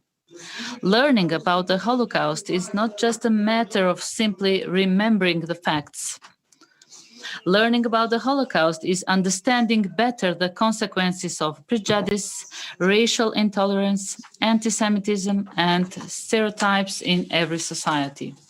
It also helps to raise awareness of the value of existence and respect for diversity in a pluralistic society, as well as respect and understanding for the specifics of all ethnic communities. Precisely because of these facts, the Republic of North Macedonia invests a lot in the development of Holocaust education by clarifying the deviant and discriminatory phenomena in today's context also, in order to fight against all kinds of hatred and intolerance. The Republic of North Macedonia, following the efforts for integration of our country in the European and world family and guided by the strategy for equality of people, the fight against stereotypes and prejudices, accepted and adopted the documents dedicated to the Holocaust and has worked dedicatedly in the past years on the promotion of this topic in all fields. In March 2018, the Assembly of the Republic of North Macedonia adopted the declaration on the occasion of the 75th anniversary of the deportation of Jews from Macedonia, and with that, the working definition of the International Holocaust Remembrance Alliance for Combating Anti-Semitism, ERA. Holocaust education is one of the key things that a person should acquire from the earliest years in order to raise his and her own awareness and the awareness in the whole society on creating values of respect for the differences between people, as well as to build a human and an equal society. In this context, the Republic of North Macedonia encourages all activities related to Holocaust education, and in that framework, the Ministry of Education and Science, within the Institute for Spiritual and Cultural Heritage of Albania, opened a Holocaust Education and Research Department, which provides a comprehensive study on the Holocaust, on the possibility of the use and abuse of power, as well as the role and responsibility of individuals, organizations, and nations in cases of human rights violations. It also contributes to raising awareness of the possibilities of genocide in the modern world. The Holocaust Education Department is actually the first of its kind in the country and in the region, which gives us pride and satisfaction. In addition to the trainings for teachers and educators conducted in cooperation with Yad Vashem from Israel, the department is preparing the Holocaust education strategy in the Republic of North Macedonia with the contribution of experts, educators, and renowned world institutions that address this topic. It is particularly noteworthy to mention the role of the Republic of North Macedonia in the International Holocaust Remembrance Alliance, ERA, an organization that awarded our country in 2019 with a recognition for the great efforts it has made in all fields, especially in the field of education, raising its status from an observer state to an associate member state of the ERA, a status which is only one step behind the acquisition of full membership. At the ERA conference in Luxembourg, the state undertook to translate the recommendations for teaching and learning about the Holocaust as a strategically important document. They were translated into Macedonian, Albanian, Turkish, and Serbian by the Institute for Cultural and Spiritual Heritage of Albanians, to be later shared by the Institute and the experts who participated in this project. In June 2020, co-organized by our country, the Ministry of Education and Science, and Yad Vashem, an educational webinar was held for the first time for the victims and heroes of the Holocaust. I cannot but mention our activity in publishing, where many memoirs of our citizens were translated and made available for the education system in order to familiarize the young generations with the real-life tragedies that occurred precisely because of closing our eyes to anti-Semitism and analogous to every kind of genocide, human rights violations, discriminations, hate speech, xenophobia, racism. In addition, the collection of documents, basic anti-Semitic legislation of the Kingdom of Bulgaria by the respected authors Skender Asani, Nora Malici, and Vlado Popomsky was promoted, which is a good basis for explaining the Jewish question in the Balkans. Right. Dear colleagues, specific of our composition is the fact that from 120 deputies, there is a place for the member deputy Rachel Mizrahi. She's a Hebrew, belongs to the Hebrew community, and she can help in the sensibilization of this issue, which is today's topic. Dear colleagues, I wish you successful work on the forum. Of course, even the smallest contribution aimed at eradicating this evil is a contribution to building more humane and more equal societies. I have the honor to thank you for this possibility that I was heard these few minutes, and I believe that this will continue with our further cooperation in this field. I thank you.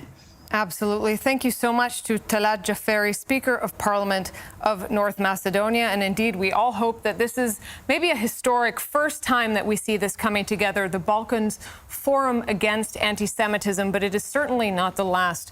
We've already heard a lot from all of our speakers about where they plan to go from here on out. And it's really a rare chance to hear from speakers from Israel and across the Balkans what they are facing, what the challenges are that they're dealing with right now in their own countries, and where it is going forward, where they can actually go.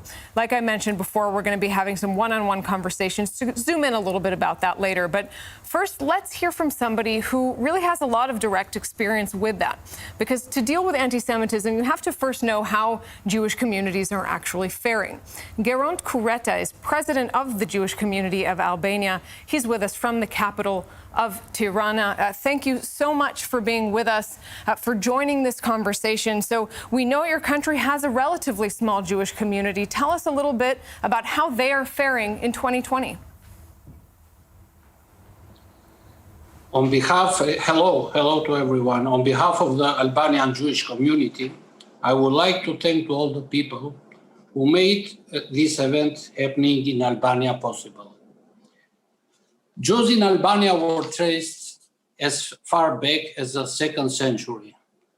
There is a clear evidence that were considerable numbers of Jews in medieval age in some cities in Albania.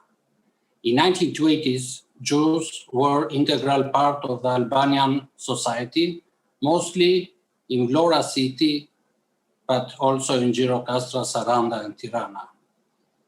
In beginning of the World War II, Jews were only 200 in Albania, and then it happened that in end of the Second World War II, there were more than 2,000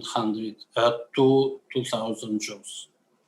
It has been widely discussed about BESA, the Albanian Code of Honor, but Jews in Albania were rescued thanks to compassion and tolerance of the Albanian people.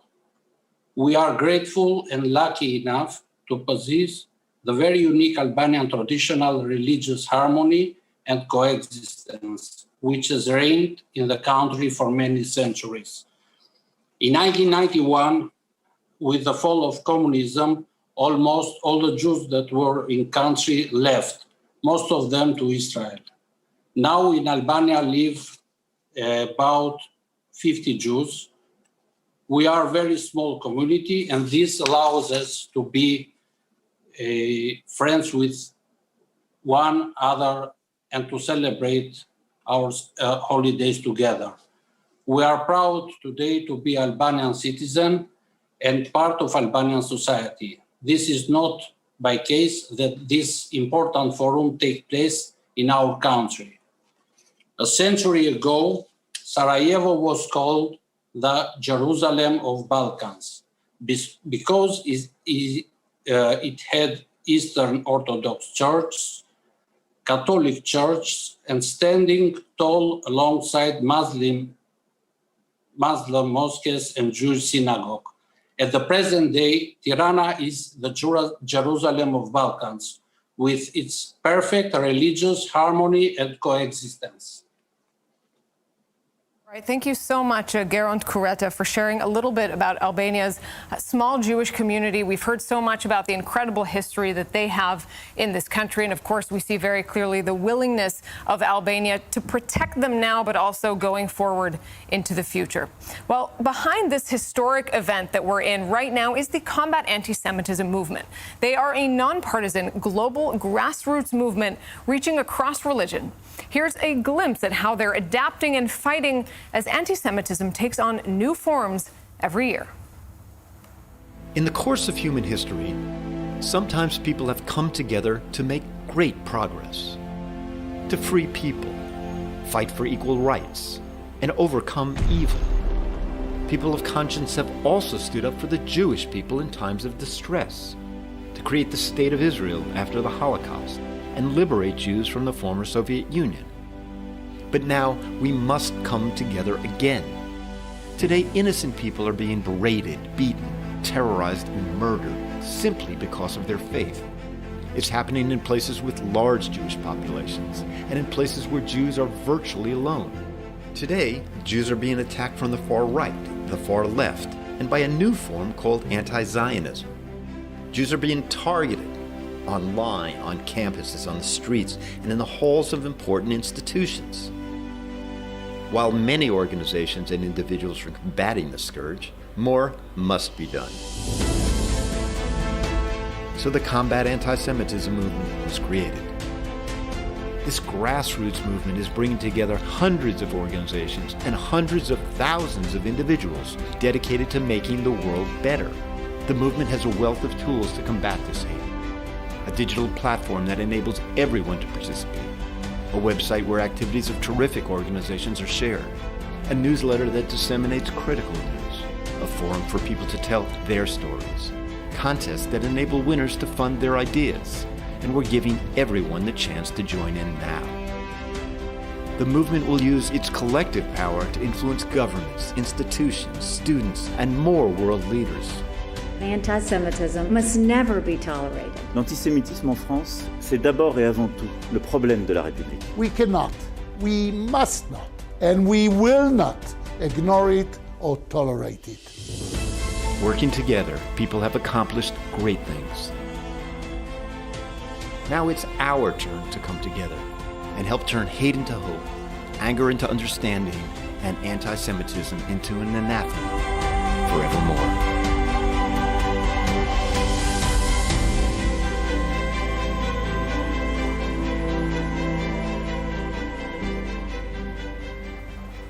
And if you want to get more involved in what they do, their work, you can always go to combatantisemitism.org. Well, since 1929, the Jewish Agency has been working to secure a safe and vibrant future for Jews everywhere.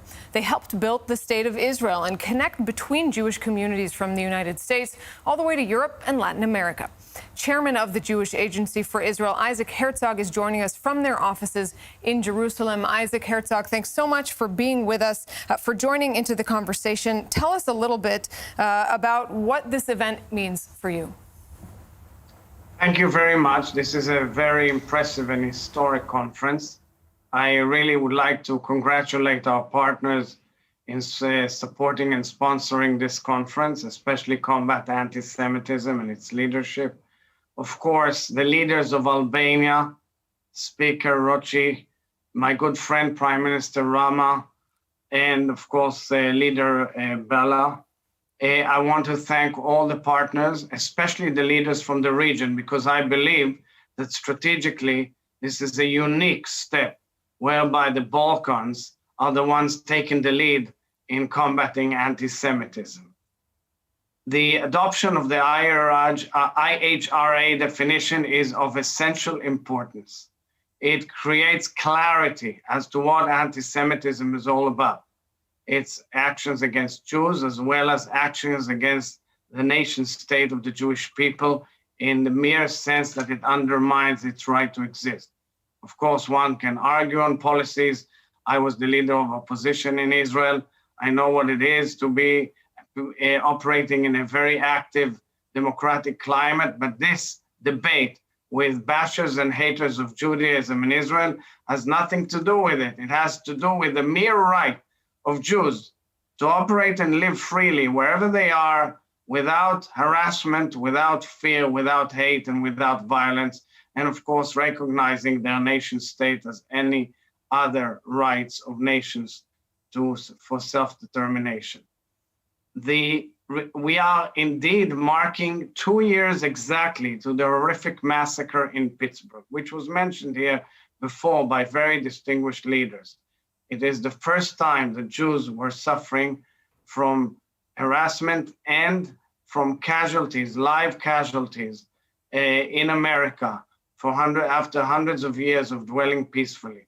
And it is a mark that anti-Semitism lurks all over the world and must be confronted together, as we live in an era of hate and fear, whereby social networks are the hotbeds of these horrific incidents. And therefore, we have to operate in 3 tiers, which means defense, protection, but most importantly, proactively, like we are doing here today, by legislation, by adjudication, and by education. Lastly, I want to mention that in South Africa, which is a country where we face, unfortunately, a lot of hate against Jews, yesterday there was a first-time judgment against a person who tweeted anti-Semitic rhetoric of the worst kind. I hope it's a change in a country where people need to learn more about what anti-Semitism is all about and its prices. And I call upon all my friends here together to deal with every corner of the earth where there's anti-Semitism. We, the Jewish Agency, being the biggest Jewish organization in the world, are dealing with every community, and we are partnering with all partners in this very important endeavor of combating anti-Semitism. Thank you all very much, and good luck in this very, very important battle and very, very important objective.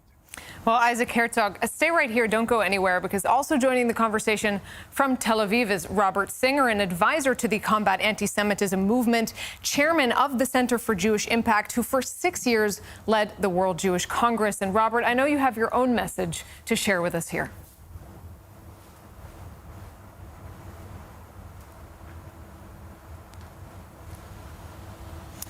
All right, we can't hear you quite yet. We're going to come back to you in a second to hear you full force. But in the meantime, let me turn back to Mr. Herzog just to ask you, since you are really dealing with this on a daily basis, what you might advise to countries, or maybe more to communities around the world, that are looking to step up their fight against anti-Semitism. Look, we're seeing a major rise in anti-Semitism. It's because of various elements, and we see it in all countries that Jewish communities dwell in. We've seen a lot of attacks on Jews, institutions, schools, rabbis, and leaders in Europe in the last year, including during COVID. We see desecration of synagogues. So we call upon nations to be forceful. Forceful meaning adoption of the IHRA resolution, including in their own legal systems, instructing their legal systems to operate, protecting Jewish institutions, and most importantly, educating what the cost of anti-Semitism has led to in the worst part of the history of humankind. Absolutely. This is a multi-tiered level. Education, something you mentioned, something we've heard a few times here, something that is critical to this fight. Let me turn it back to Robert Singer, also taking part in this joint conversation from Tel Aviv. Robert, a few of your words. Thank you. Your Excellency, Speaker of the Parliament, Gramos Rucci, when preparing this conference, CAM and the Jewish Agency were looking for the country where the first regional event should take place. Albania obviously came as the first choice, and everything that was set up till now actually proved that the choice was the correct one. So it's an opportunity, first of all, to thank Member of Parliament Alan Bala and the Albanian ambassador in Israel, who were actively involved in preparing this. But beyond anything else, I just want to say that we have here with us, just spoke to us, the only person in Israel whose grandfather was the chief rabbi of Israel, whose father was the 6th president of the State of Israel.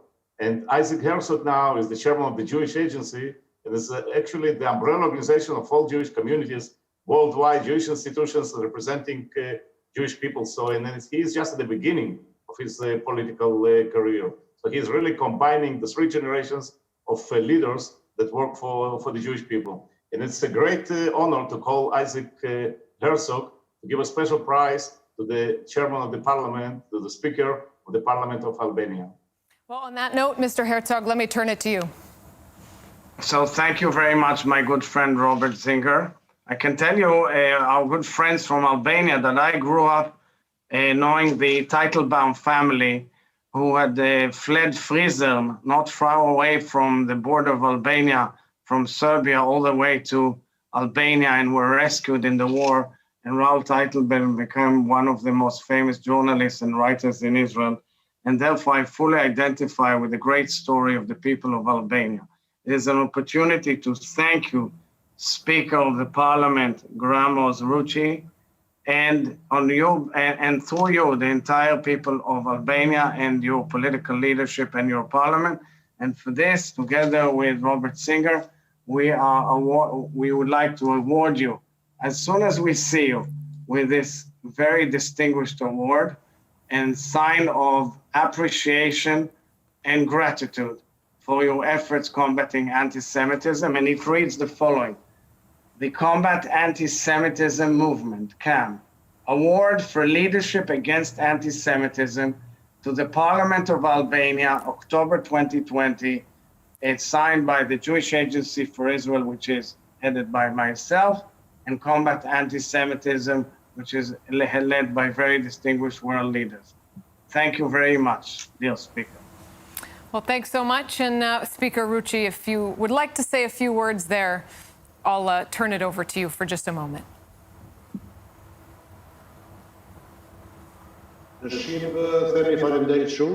Albanian, we say falenderit shumë. Maraba in Israeli.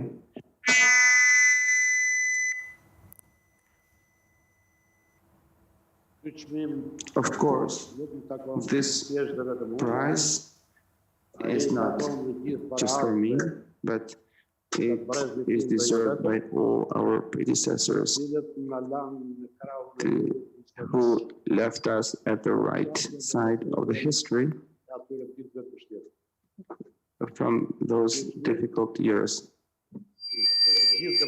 This award pertains to all the MPs, past and current, of the Albanian Parliament, who last week unanimously voted the resolution, the anti-Semitism resolution, without any political or religious or ethnic differences.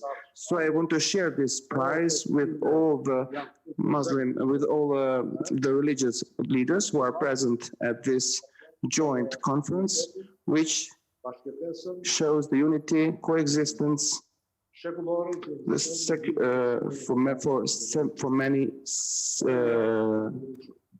for hundreds of years in this country. Thanks a lot again.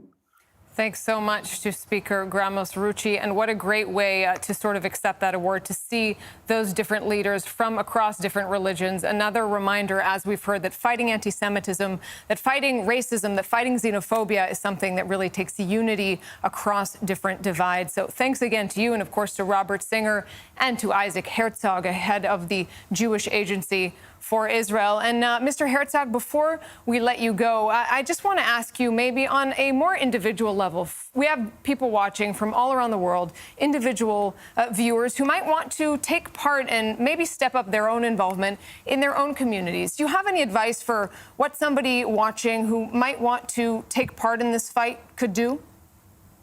Sure, there are many advocacy groups operating all over the world, and excellent organizations. Of course, our representatives all around the world, we operate in 66 countries, and there are other very important and distinguished organizations who are involved.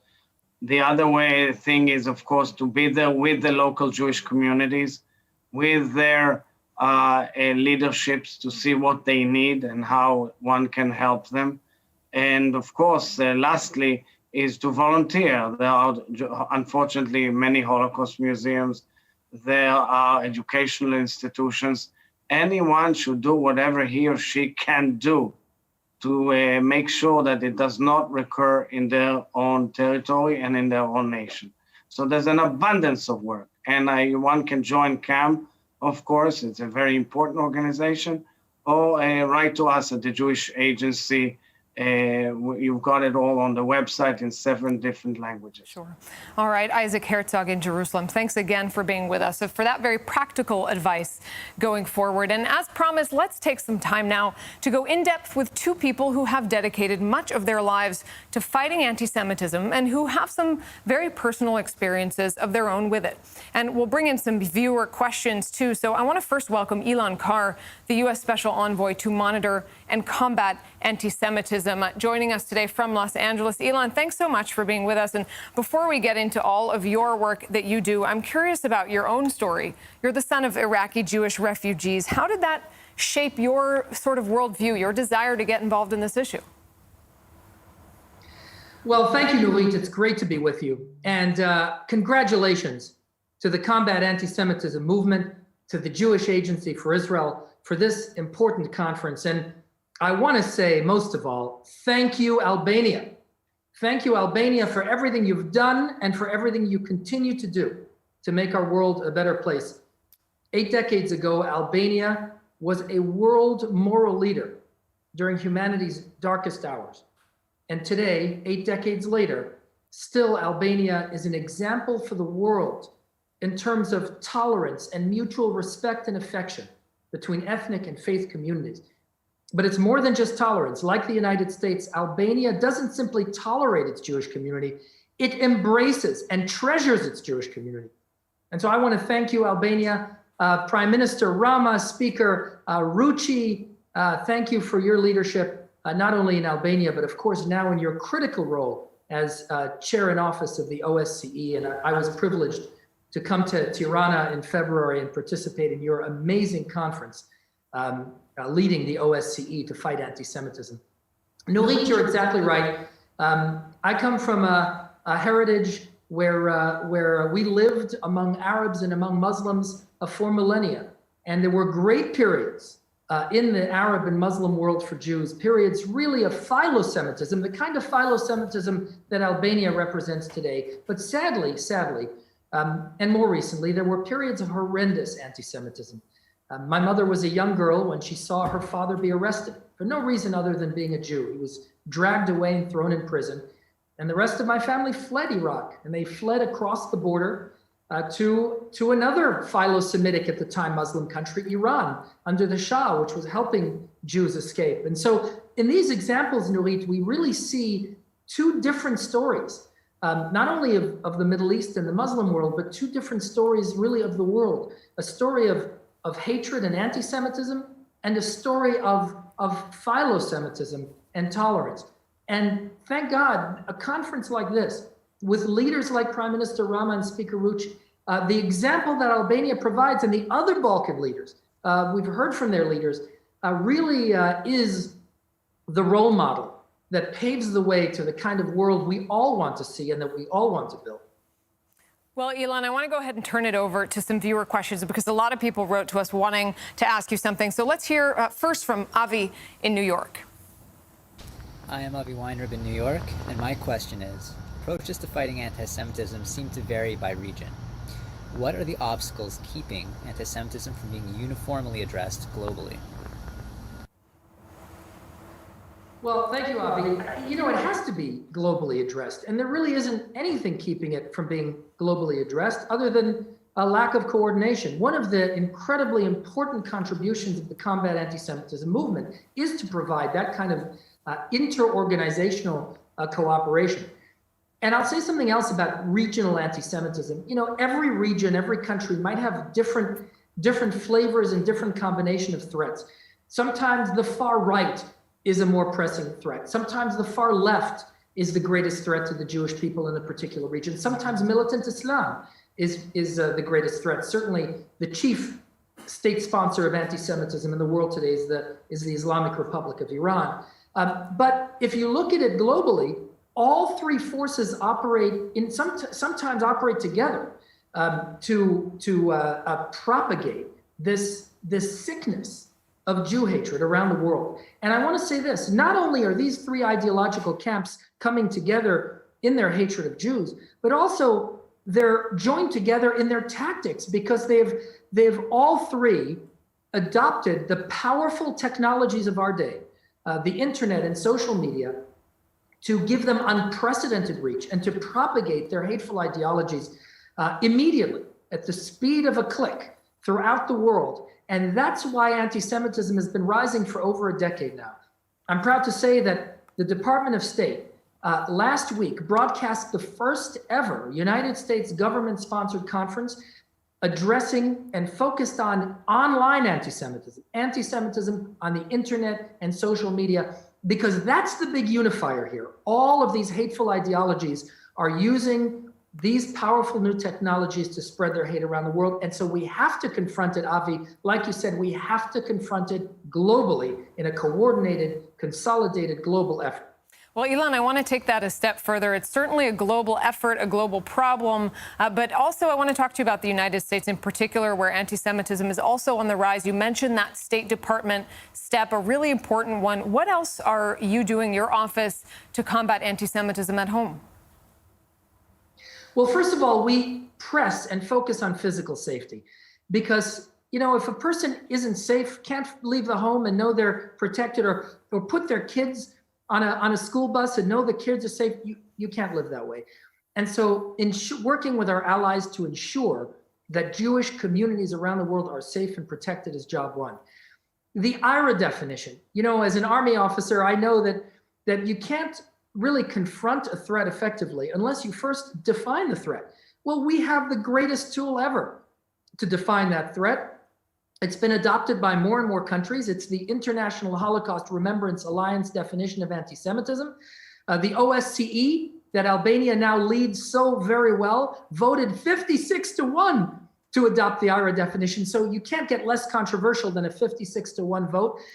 I want to thank and congratulate Albania for being the first Muslim majority country to adopt IRA by formal parliamentary action. Of course, other Balkan countries have. Kosovo adopted it through executive action. President Trump last December, in an executive order, adopted the IRA definition for the entire federal government of the United States.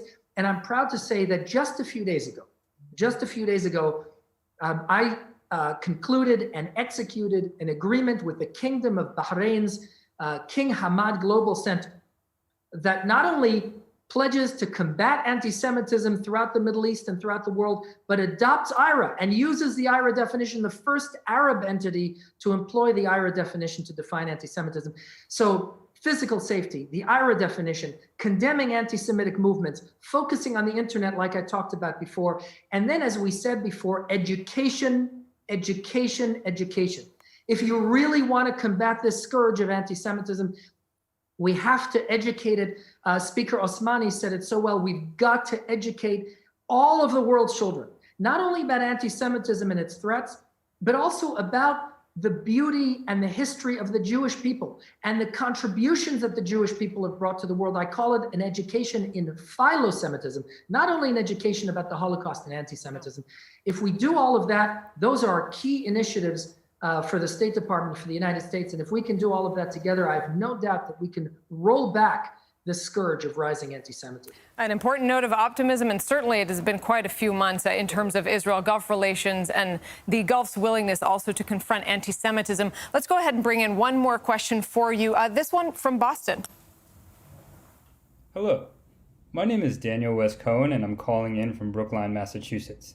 My question is this. Diplomacy is a key area in the fight against global anti-Semitism. In your opinion, what can diplomatic leaders realistically achieve in addressing anti-Semitism from a legal framework, and what is the role of grassroots activists in supporting their initiatives? Thank you very much.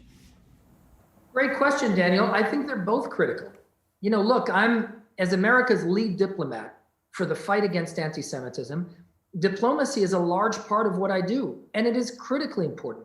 For the United States to go on the record and say that not only are we dedicated to stamping out anti-Semitism everywhere in the world, that there are specific measures we need to see enacted, like the protection of Jewish communities, like the adoption of IRA, like the appointment of special envoys and coordinators to fight anti-Semitism, and all of these other measures that are so important, condemning anti-Semitic movements. And so diplomacy is very, very important to create that coordinated global focus that Avi asked about before. How do you get coordination? Well, diplomacy, one of the most important things about diplomacy is coordination, right? Diplomats can't tell other sovereign countries what to do. Countries decide what they want to do, but we can coordinate a global effort in response to a global crisis. But also grassroots activism is vital. Just look at this great conference organized not only diplomatically by Albania, but organized by a grassroots movement, the Combat Anti-Semitism Movement. And with regard specifically to anti-Semitism on the internet and social media, grassroots activism is vital. And the reason why it's vital is because certainly in the United States, even hateful speech is protected by the First Amendment. It's protected from censorship, it's protected from punishment, but it's not protected from being countered and from being condemned. And so here's where grassroots activists can do what governments can't by coming together, coordinating our efforts and condemning and fighting and countering the deluge of online hate that we're seeing sweep across the world, all the more so today in the era of COVID when so much human activity has moved online. And so we've got to do it together, diplomacy on one hand, grassroots activism on another. And if we do that together, again, I am optimistic that we'll roll this back. Well, Ilan, you mentioned it at the beginning of our conversation. We are, of course, amid the Balkan Forum Against Anti-Semitism. So if we're looking at that region in particular, what might your message be to those nations? What would the United States like to see happen next?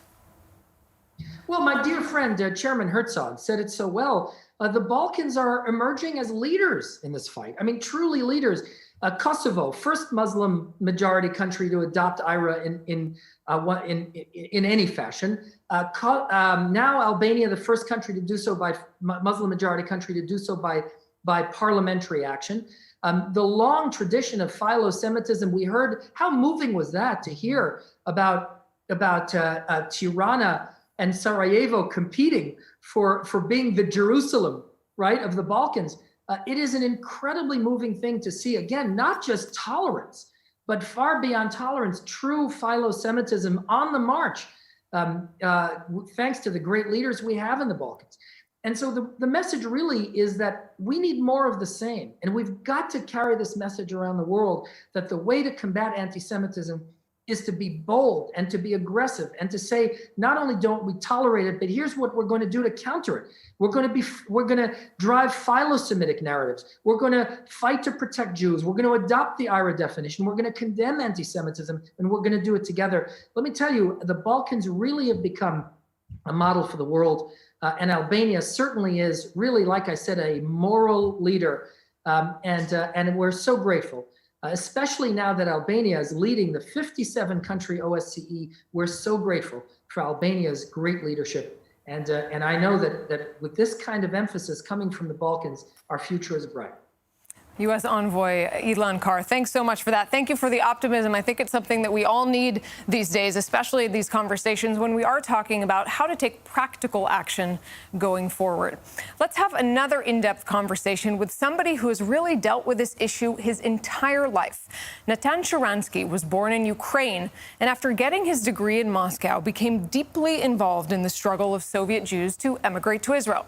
After 9 years of imprisonment for just that, he finally made his way to Israel in 1986.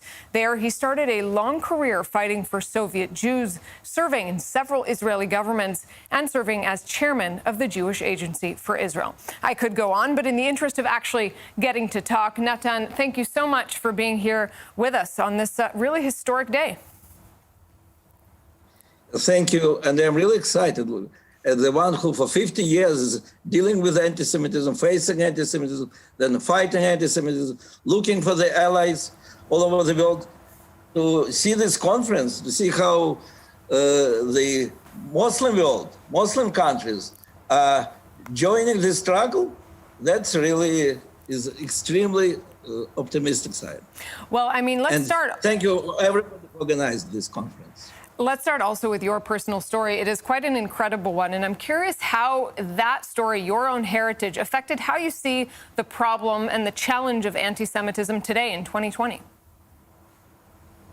Well, you know, I grew up in the Soviet Union under communist dictatorship.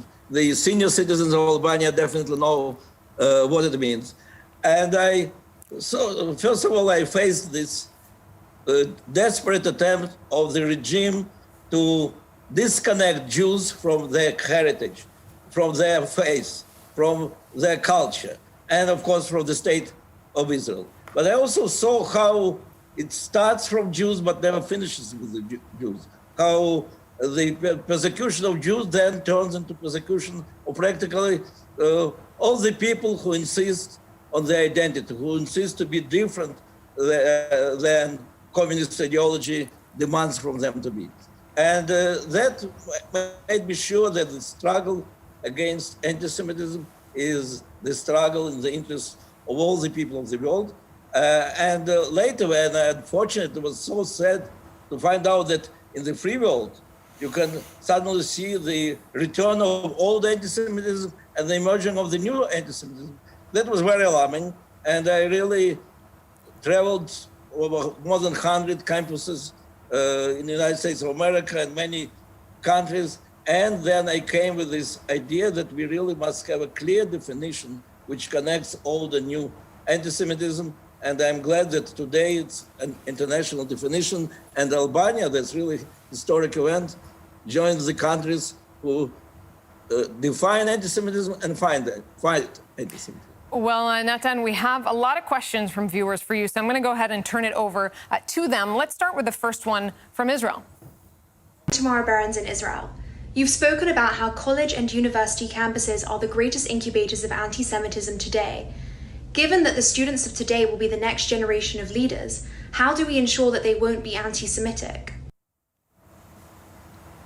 Well, thank you. Great question. Well, first of all, how to make sure that they will not be anti-Semitic? First of all, they have to know the history, have to know the tragedy of Holocaust. It sounds obvious, but there are more and more people who simply don't know anything and don't want to know anything. I have to say from personal experience, from experience of my daughters, remember, there is no replacement from going to these places of Holocaust, going to Auschwitz, going to Babi Yar, to face this awful tragedy, and then it stays with you. Then you understand how easy and quick can be this change from the life that you enjoy to this awful phenomena of killing the whole people. And the second, you have really to be sensitive to the fact that anti-Semitism is a plastic thing. Here I've said many times, it can go after the race, it can go after the religion, it can go after the today's expression of Jewishness, the collective Jew, is the state of Israel. And that's why it is so important that now there is a definition, because demonization of Israel, the legitimization of Israel, applying to Israel double standard, that's exactly what anti-Semites were doing to Jews, and today are doing to Israel. And the moment you see this connection, it is very easy to separate between the legitimate criticism of Israel, and everybody has to feel himself or herself absolutely free to express any disagreement. But to see where the line is crossed between legitimate criticism, between discussion of differences, and between your attempt to demonize Israel or to apply to Israel standards which you never apply to any other country. And if this is clear in the heads of these leaders, they will not be anti-Semites. Yeah, walking that fine line is certainly something that nations around the world and communities are trying to deal with. And let's just bring in one final question, this one from Romy in New York. Hi, my name is Romy Ronan, and I'm a student at Columbia University. As a young student activist advocating against anti-Semitism, I face an uphill battle in ensuring that my voice is heard and in getting other students involved and to care about these issues. What advice would you give to a young activist like me in our new generation of combating anti-Semitism? Well, first of all, I encourage you to continue this very important battle. Second, Elie Wiesel was saying that anti-Semitism starts with the Jews but never finishes with Jews.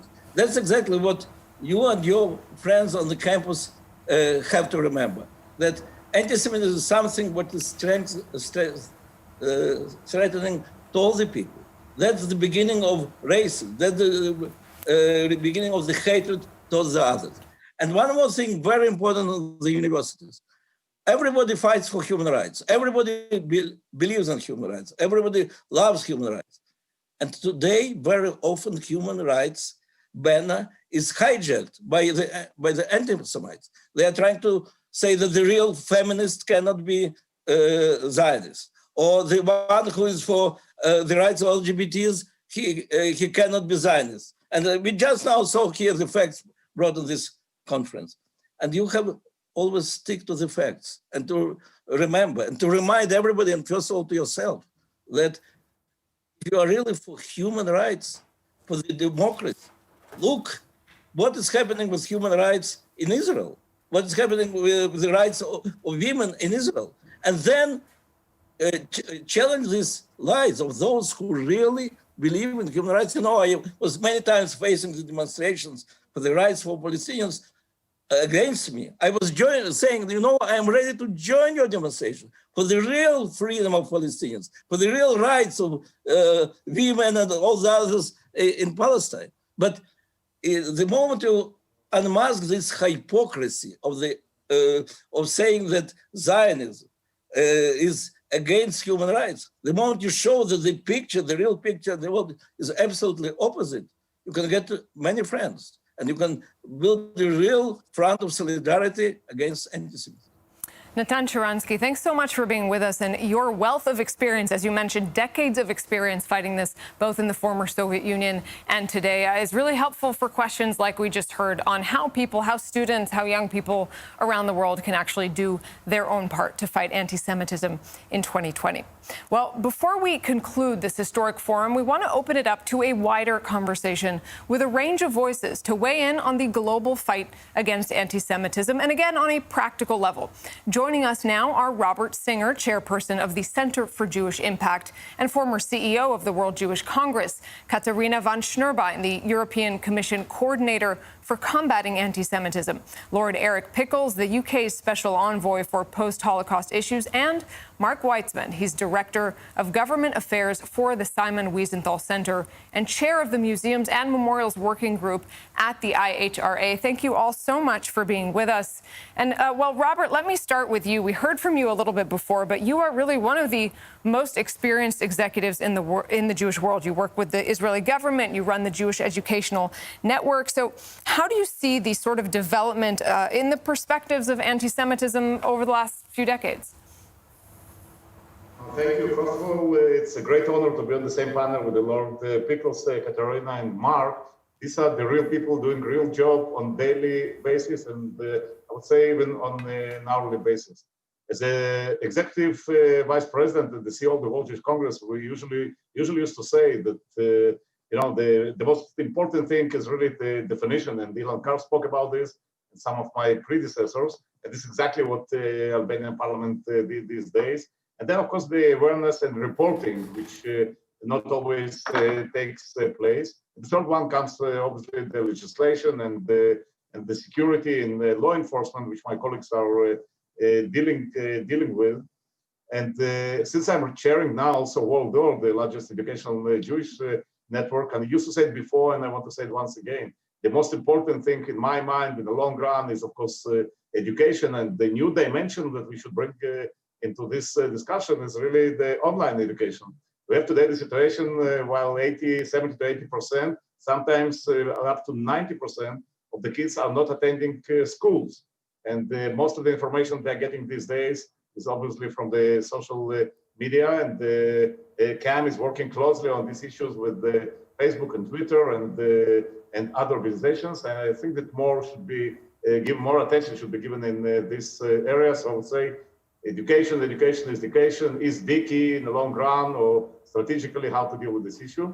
And the second part is really what the High Representative Moratinos said. We want to see the situation where Albanian parliament and other speakers of the parliament participated today is not a kind of exception. We want to see the situation, like Martina said, that 193 countries, member countries of the United Nations, support the efforts that we are just dealing with now. And hopefully, really, this conference leaves me with a feeling of a lot of optimism, hearing it from so many top officials from different places, including from the United Nations. Well, Katerina, you obviously are dealing front and center with Europe, which is a huge part of this fight. I'm interested in what you're facing now, what you see now as the biggest challenge for Europe in terms of anti-Semitism. I believe we have to look at Europe in a holistic way and see that what we really need in order to create change, after we've already introduced a lot of tools like the IRA definition, like the appointment of special envoys, like a declaration on European level against anti-Semitism, and also within the European Parliament, what we need really is for this to trickle down and to reach the general public. So our challenge now will be to ensure that through existing structures, through the member states, but also through cities, through different organizations that can have a reach, like, for example, also sports, to the general public, we ensure that there is a growing understanding of how anti-Semitism plays out today and how important it is to counter it in our daily lives. Whenever we hear an anti-Semitic remark or we see something, that we actually stand up. I think this will be the ultimate paradigm change that is needed in order to really change the situation. Sure, and absolutely. What we are doing, yes, go ahead. Yeah. What we are doing on European level now will be next year a strategy, an EU strategy, a comprehensive one, to look at different aspects on how we can actually ensure that on all levels we play together to reach the general public, and that includes, you know, starting from legislation, but then also aspects of funding, of research, of course, also the aspects that concern the Jewish community, like security, and then as an important aspect, hate speech online, and addressing also disinformation. Well, I want to hear more about that in a moment, because, of course, as you say, it is so important that it's not just governments and officials making these changes and these decisions. It does need to also cross over to the public itself. I want to go from that bigger picture of Europe to zoom in for a moment on one key European country, the UK. Lord Pickles, what is the United Kingdom doing these days to fight its own problem of anti-Semitism? Well, it's a matter of some pride that we were the first to adopt the IRA definition, managing to keep Israel by just a few days. It's really important to understand that adopting the IRA definition is just the beginning. It's not the end of the journey, that it is, by its nature, a working definition, not a working in the sense of waiting for something better to turn up, but working in the sense that it's a practical definition. So the important thing is to move it into local government, into the health service, into the courts, into police enforcement, and to use this system to actually start to triangulate the problem of anti-Semitism. Now, we've done a number of things in the UK to ensure that our Jewish community feels safe. We've put in serious money to ensure that the Jewish community feels safe. But what we need to understand is that the Jewish community plays an important part of being part of the British identity. Without the Jewish community, the British identity would be a lesser thing. It's also important to ensure that that we cooperate internationally on this, and it's important that we not only tackle anti-Semitism, but we confront the BDS problem. It's probably been the most unsuccessful campaign ever, but nevertheless, BDS makes our citizens feel unloved and unwanted and unsafe, and we must ensure that we cooperate to ensure that BDS is seen as what it is, essentially an anti-Semitic organization. Well, I want to turn it over to Mark. Mark, you've written books, articles, policies. You've really done a lot of studying of the history of anti-Semitism. So I'm curious, from your wealth of knowledge, from the things that you're studying all the time, what would your sort of advice be towards practically fighting anti-Semitism today? Thanks, Marit. I first of all want to begin by thanking the Combat Anti-Semitism people who organized this incredible conference, as well as to commend the Albanian Prime Minister and Speaker Rucci as well for the adoption of the IHRA definition. Having had the privilege of being the person who introduced the definition to IHRA and steered it to adoption, I have to say that it's wonderful to see how many countries have adopted. It's far exceeded our expectations.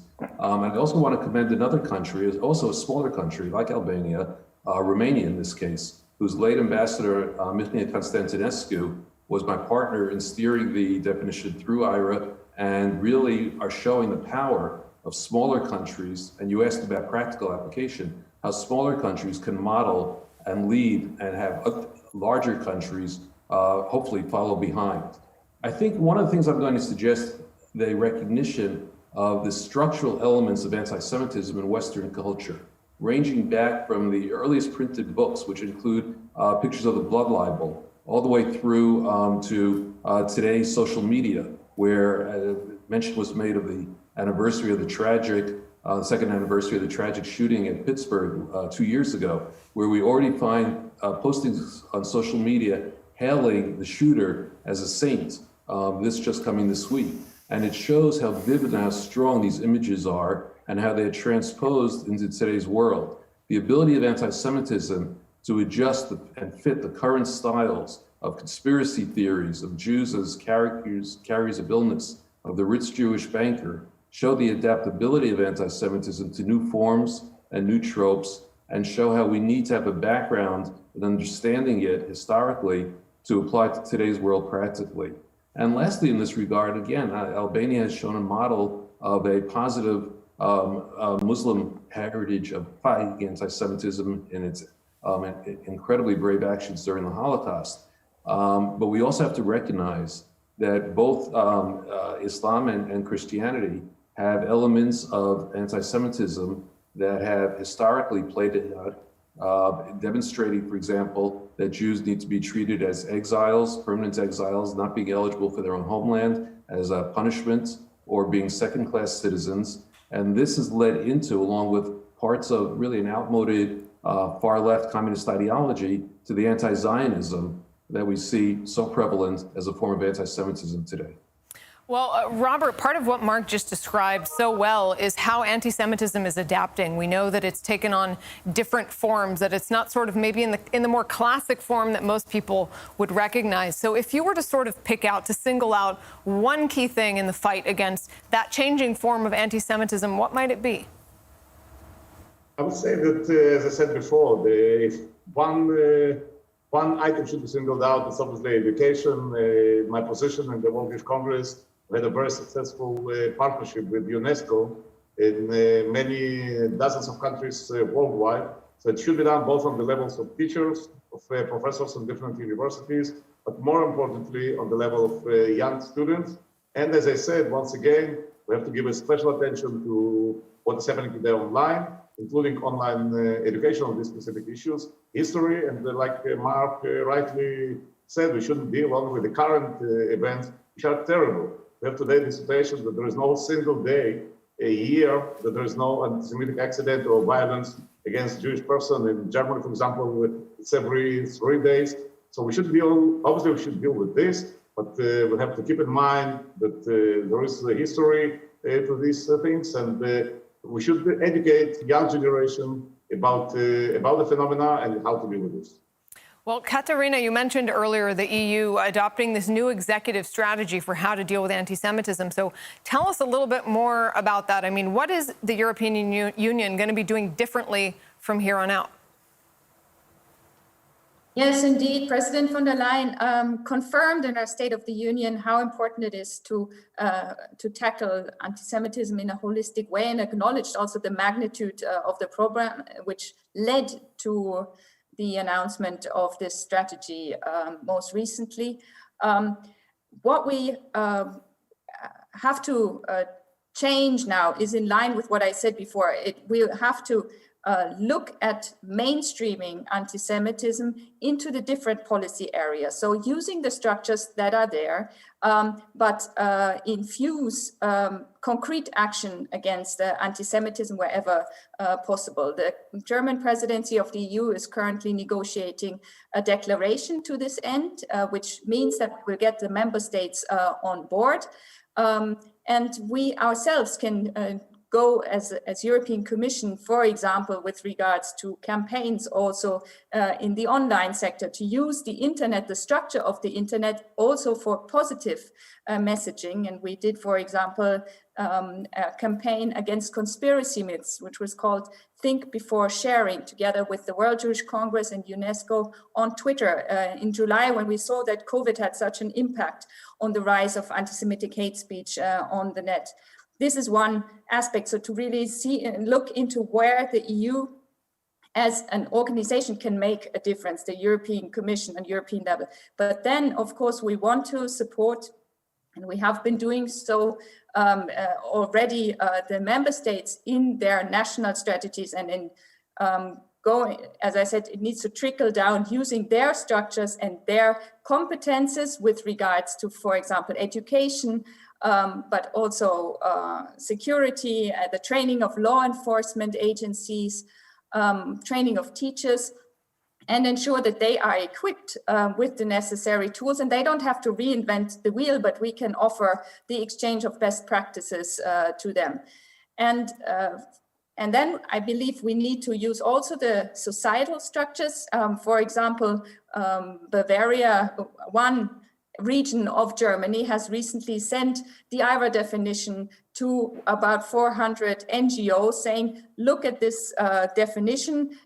When addressing anti-Semitism in a public debate and also with your members, you should be aware of this definition and you should adopt it. And there has been a lot of positive reaction from from societies which were, general societies and clubs that reached out to the general public.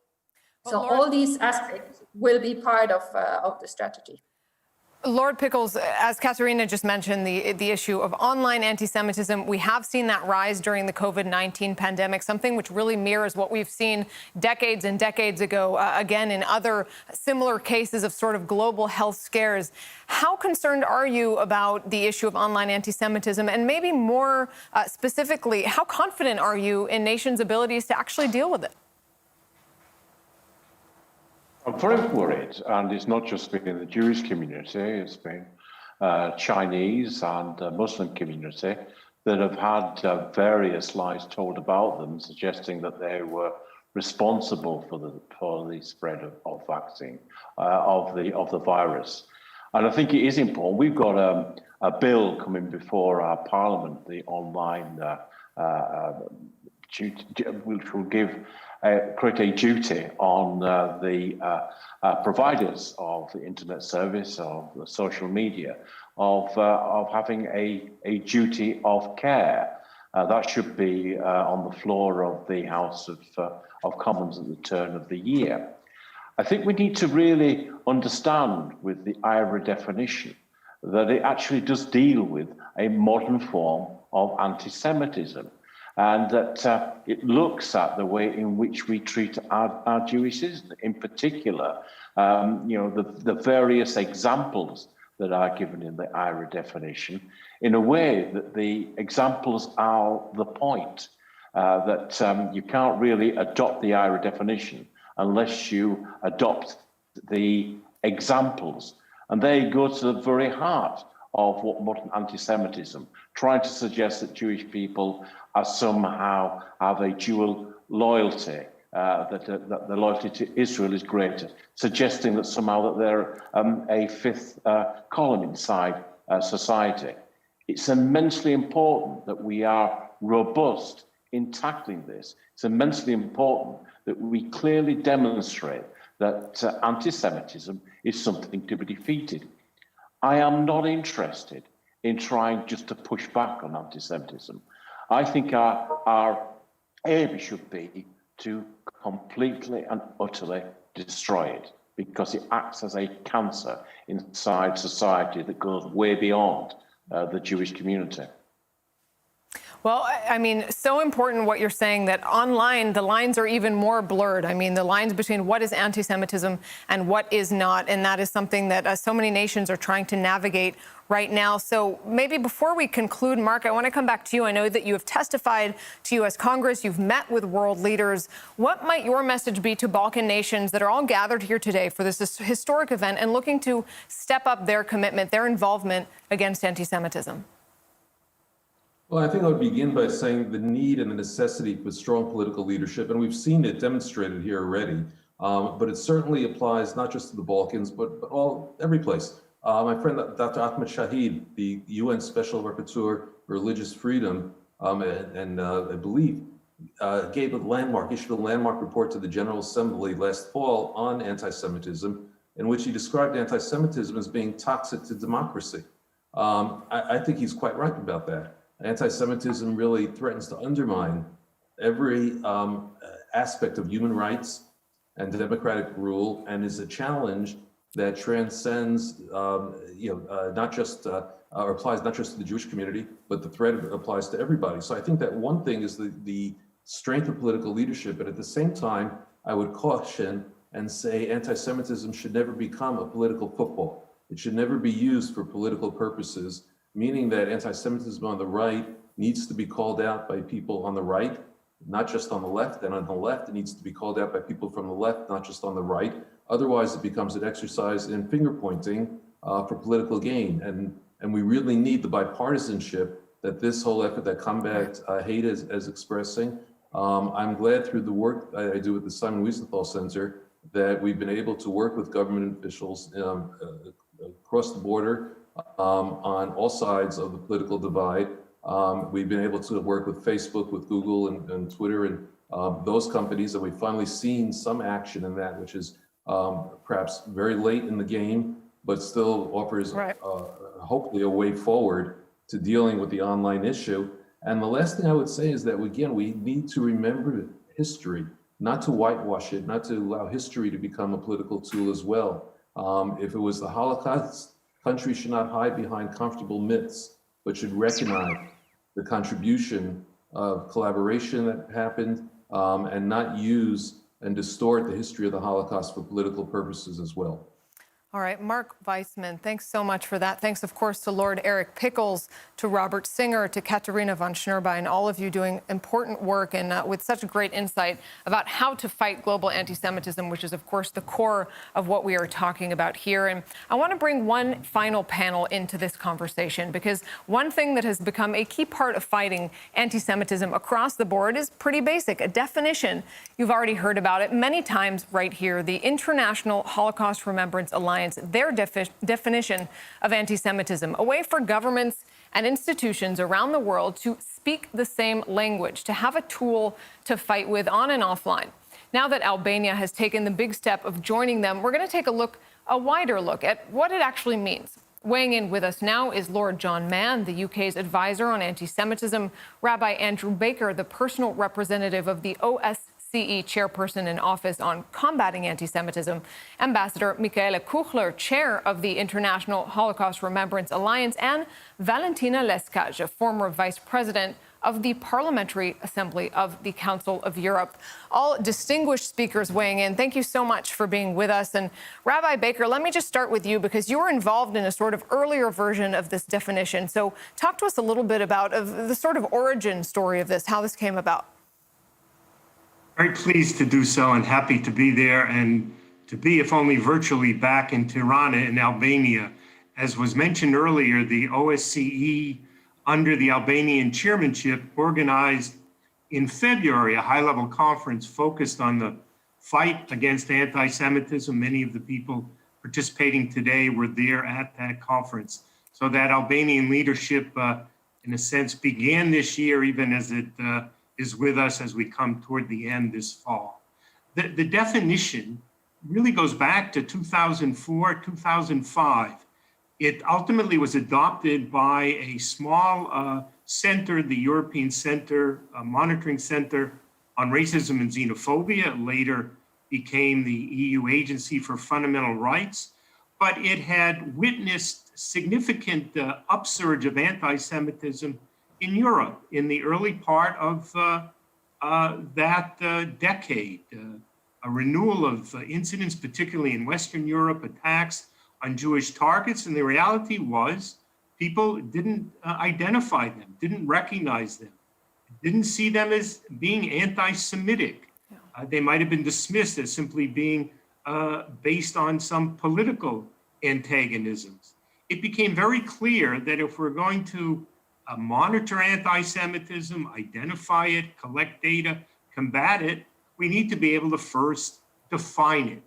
And so what happened after those incidents, and a report first issued that revealed how difficult it was, how most of the monitors of this EU agency didn't even have a definition, that became critically important.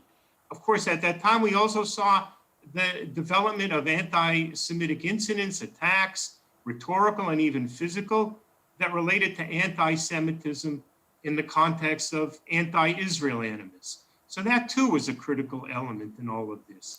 Right. As a part of those concerns, we developed a definition, a working definition with examples. It is remarkable today to see that that definition, which with modest changes has become the IRA working definition of anti-Semitism, is gaining such recognition and adoption. That's what we surely hoped for. But now we've seen, and with this conference today, how broadly accepted it is, and it will still become. Well, so on that note, let's fast forward to today, to the IRA definition, which, of course, Albania moved to adopt just days ago. Ambassador Kuchler, as the head, the chair of IRA, tell us a little bit about practically what impact you have seen it have for nations who have decided, who have made that move to adopt the definition. Dear Nurit, thank you very much. Before I come back to your question, I would like to make an introductory remark to Mr. Speaker and to the Combat Anti-Semitism Movement. I'd like to thank both of you for convening this important conference. I feel deeply honored to speak at this crucial event to such a distinguished audience. And Mr. Speaker, please accept my congratulations to the Albanian Parliament for having adopted the International Holocaust Remembrance Alliance's working definition of anti-Semitism. I would also like to commend the Albanian people for its brave acts during World War II under German occupation to save from deportation both Albanian Jews and Jewish refugees who had fled to Albania, searching for shelter. Rabbi Baker has just mentioned the process which led to the definition. The IRA adopted the working definition in 2016 at the Bucharest plenary. To date, a majority of the 34 IRA member countries have endorsed it at the national level. By now, it has become the gold standard across the world. Its widespread use speaks to how necessary such a definition was. After all, if you want to address a problem, Rabbi Baker just mentioned it, you must first be able to identify it. I would like to speak about the purpose of the definition. Firstly, the IRA's working definition of anti-Semitism is meant as a tool to educate and to help the IRA and all those who may wish to use it better identify anti-Semitism. I would like to underline that it is not a legal text. It is not legally binding, but it has developed a very strong political power. It provides a mutual starting point for discussion, allowing for more fruitful conversations around what anti-Semitism is, how to identify it, and how to combat it. Its examples are illustrative, not exhaustive. There are many more ways anti-Semitism can manifest. I think the definition has helped to sensitize individuals, organizations, and governments to better identify and combat anti-Semitism. It has raised awareness, especially among policymakers, that this dangerous phenomenon exists in all societies. We have come to a point where all nations acknowledge that anti-Semitism exists. There is no discussion about if it exists or not. We have an ongoing discussion about one or two elements of the definition, but the denial of the phenomenon of anti-Semitism is no longer with us. So that, I think, is a very encouraging development. Certainly. And on that note, to take that a step further, Valentina, in terms of Europe, tell us a bit about the implementation, the process of adopting this definition and implementing it to actually create change. Okay, good evening, everybody, excellencies, dear friends. I'm proud that this conference is organized here in Albania, and I would like to thank both of them, the Parliament of Albania and Combating Anti-Semitism Movement. And it's not, let's say, something that it happened routinely here in Albania. It's linked with the future, with the past, and with the future, I believe as well, and I'm sure about it. And first of all, I'd like to say that the adoption of anti-Semitism definition, it is a very good and very important moment, because it's coming in a moment that the anti-Semitism is rising and hate is rising as well. And of course, in Albania, we talked even in this conference a lot about what happened during the Second War regarding the Albanian families who hosted Jewish families. And but the thing that I would like to emphasize, there are two things that I'd like to emphasize. One, it has to do with the fact that in Albania they were all families, which means that Muslim, Orthodox, and Catholic families without any distinction. And the second one is that the relations in between Albania and Jewish people are really stretched far away. It starts from 1540. So it's a long history and it's a long empathy in between, but I can say that it's an empathy that is linked with the actual moment, with the excellent relations that exist in between two countries.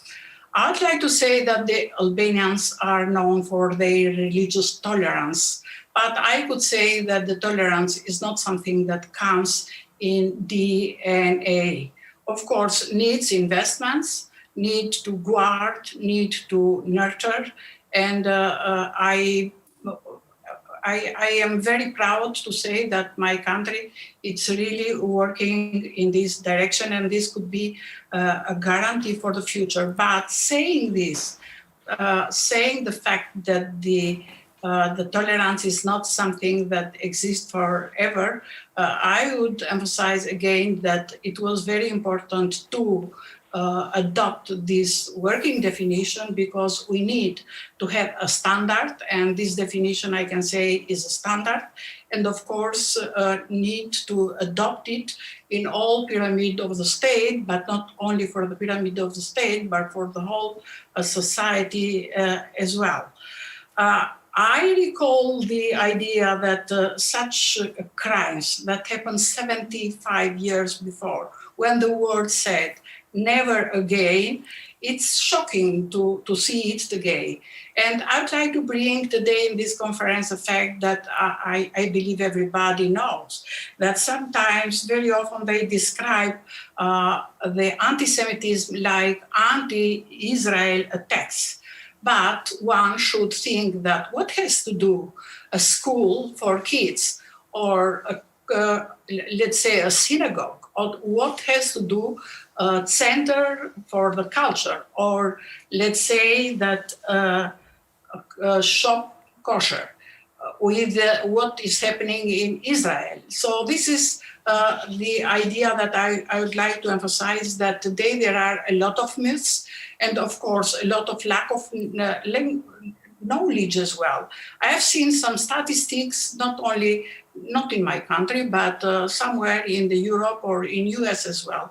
And the percentage of the people, it's very high that they are, let's say, linked to the myths, or they have lack of information. And of course, this is clear for the young generation, that some of them, they don't know at all what happened during the time of their grandparents or great-grandparents. So as it was said today in this conference, I would like to emphasize the question of education.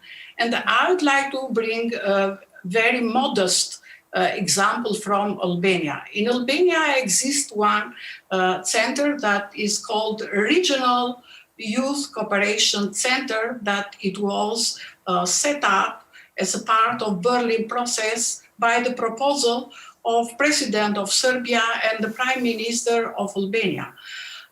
For example, we can use this center as a center of excellence, and of course could be a catalytic center for civil society and other groups that they can push in the direction of promoting the tolerance and fighting against the anti-Semitism. As it is, if we go beyond, let's say, Erasmus program as a part of the programs from the UA that promote the tolerance. So I would like to say that we have to study on the, let's say, the experiences, the different experiences, and we have to push. And of course, we have to work further for building up, let's say, the collaboration. And another thing that I'd like to emphasize is that our region has a past that, of course, it was a past that suffered because of the hate, and it was a bloodshed. So cross-bordering and cross-cutting programs within the Balkan region and beyond are very important in this moment. Sure. I'd like to say that, the social media is really a power, and we have to use it as power, because I'd like to bring the example of Facebook. What happens recently with the Facebook, that they ban, let's say, the denials of anti-Semitism. We can use other instruments as well for implementing the definition. And of course, we can make media as a great ally, but we have to look at the roots of problem. Allow me, please, to mention something that I can say attacked me recently. Recently, I came across of one article, and there was a passage that it was explaining how Moses tells young Israelis not to hate the Egyptians who had enslaved them. And it was really an amazing piece of advice for me, because only by refusing the hate, you can be free of your past and you can build the future. Otherwise, it will be difficult. But I see this will in the Israeli people, and I see this will even in the philosophy of combating anti-Semitism movement, which recently I had the honor to be part of. Well, thank you, Valentina. And I want to ask Lord Mann, we just heard a short while ago how the UK was really right at the beginning, one of the first to adopt the IRA definition of anti-Semitism. What do you think can be learned from the British experience at adopting it and implementing it? The key is to implement. So we've asked every local municipality, every city to adopt it and use it. And I'm delighted to report that already more than 2/3 of municipalities, around 80% of cities have already adopted IRA and are using it in the UK. We want that to be 100%, and we expect to get to that. of our 24 major universities. 15 have now adopted it. 3 in the last 2 weeks, after I've initiated a campaign discussing with them. We expect all our universities to adopt it and to use it so that every Jewish student is guaranteed equal rights. And there's a definition of what that guarantee means through the IRA definition in every university, without exception. We expect to achieve that. In Parliament, 642 out of 643 members of the new British Parliament have signed the definition, so nearly 100%. Every single political party represented at Westminster now uses the definition for educating and, where necessary, disciplining its members and its representatives. That's a huge step forward in the last 12 months. And finally, I've been going around the sports clubs, and particularly the football clubs in England, asking them to adopt the definition. We already have 3 of our biggest clubs using the definition. We have a very major announcement in the near future on many more of our top football clubs adopting IRA. I think that all of them are likely to do so in the not too distant future. And we're asking tomorrow, I and other ambassadors, every major European football club to adopt the definition in a letter to them. And if I could just illustrate with a tiny example, the first football club to do so was Chelsea. They did the more standard but important things. The players met a Holocaust survivor and were stunned into silence at his testimony. Players, officials and supporters did an educational visit that we helped to arrange for them to Auschwitz-Birkenau, which had a huge impact.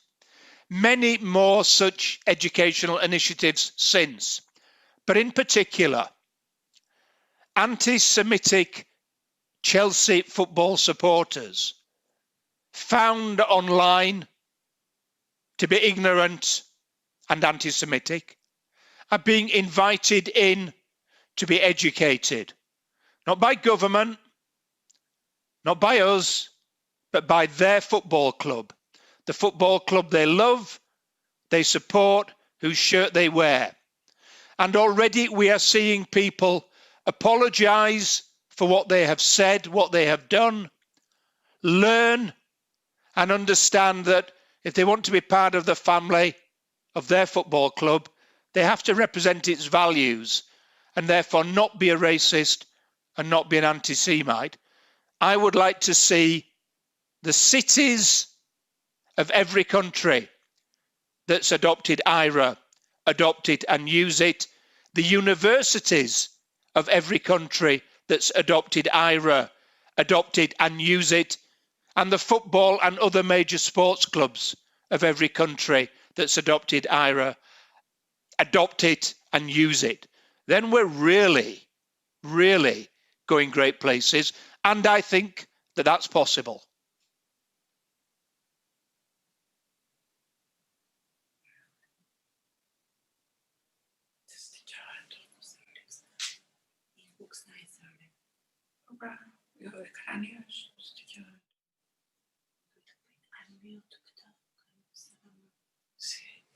Not hear you. Isolating those people, but actually educating them is really so important. So thanks so much once again to Lord John Mann, to Valentina Leskaj, to Rabbi Andrew Baker. It seems that you maybe cannot hear me very well. I hope our viewers are able to hear us. Either way, let's turn back to Albanian Member of Parliament Tolerant Bala for his final words.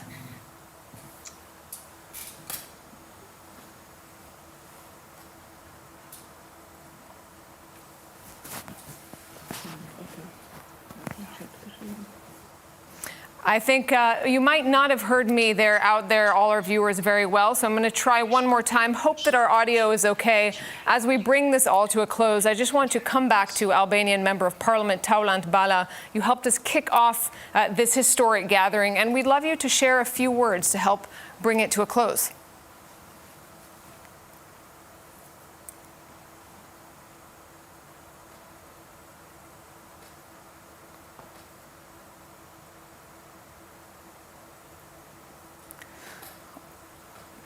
Today, all right, well, with the presentation of all the guests and participants. All right, Mr. Bala, unfortunately, our audio is stuck, so we'll have to wrap up your closing. I want to thank so much to all our viewers watching from around the world, taking part in this, sending in your questions, taking the time, really, to even talk about this in the first place. And I think we might have gotten him back. So I will allow Mr. Bala, who, of course, has played such a key role in making this entire event, this historic event happen. I'll turn it back over to you. Thank you, Nurit. Thank you for such a very good presentation you did to make this conference being unique. I would like to make 3 points and I'll try to be as brief as I can. First, I need to thank the distinguished participants at this historical event. I would like to thank the speakers of parliaments, the President Sassoli, Prime Minister Rama, the speakers of the parliaments from the region, for sure, State Secretary Pompeo, Special Envoy Carr, and also other guests that took the floor. I'd like to wish safe recovery to my colleague Giulia Meti, who couldn't participate, but she was the co-sponsor with me of the resolution on the definition against anti-Semitism. Secondly, I'd like to thank Mr. Singer, Chairman of the Center of Jewish Impact and Combat Anti-Semitism, for this very fruitful cooperation, and hope that this cooperation will also continue in the future in order to bring attention of the public that there is no place for anti-Semitism in democratic societies of 2020. As Martin Luther King stated, violence only breeds more violence, adding darkness to a night already devoid of stars. Meaning that violence against Jews may lead to other acts of violence towards ethnic minorities or racial violence. This is the reason why, as a member of Parliament of Albania, I was the initiator of a resolution also on disinformation and strongly support the latest amendments on media law to limit the spread of all forms of hate speech, because I'm convinced that hate speech cannot be defended under the free speech principle. My third point and final is connected with the future. If we can understand the present and try to shape a better future, a clear understanding of the past is so crucial.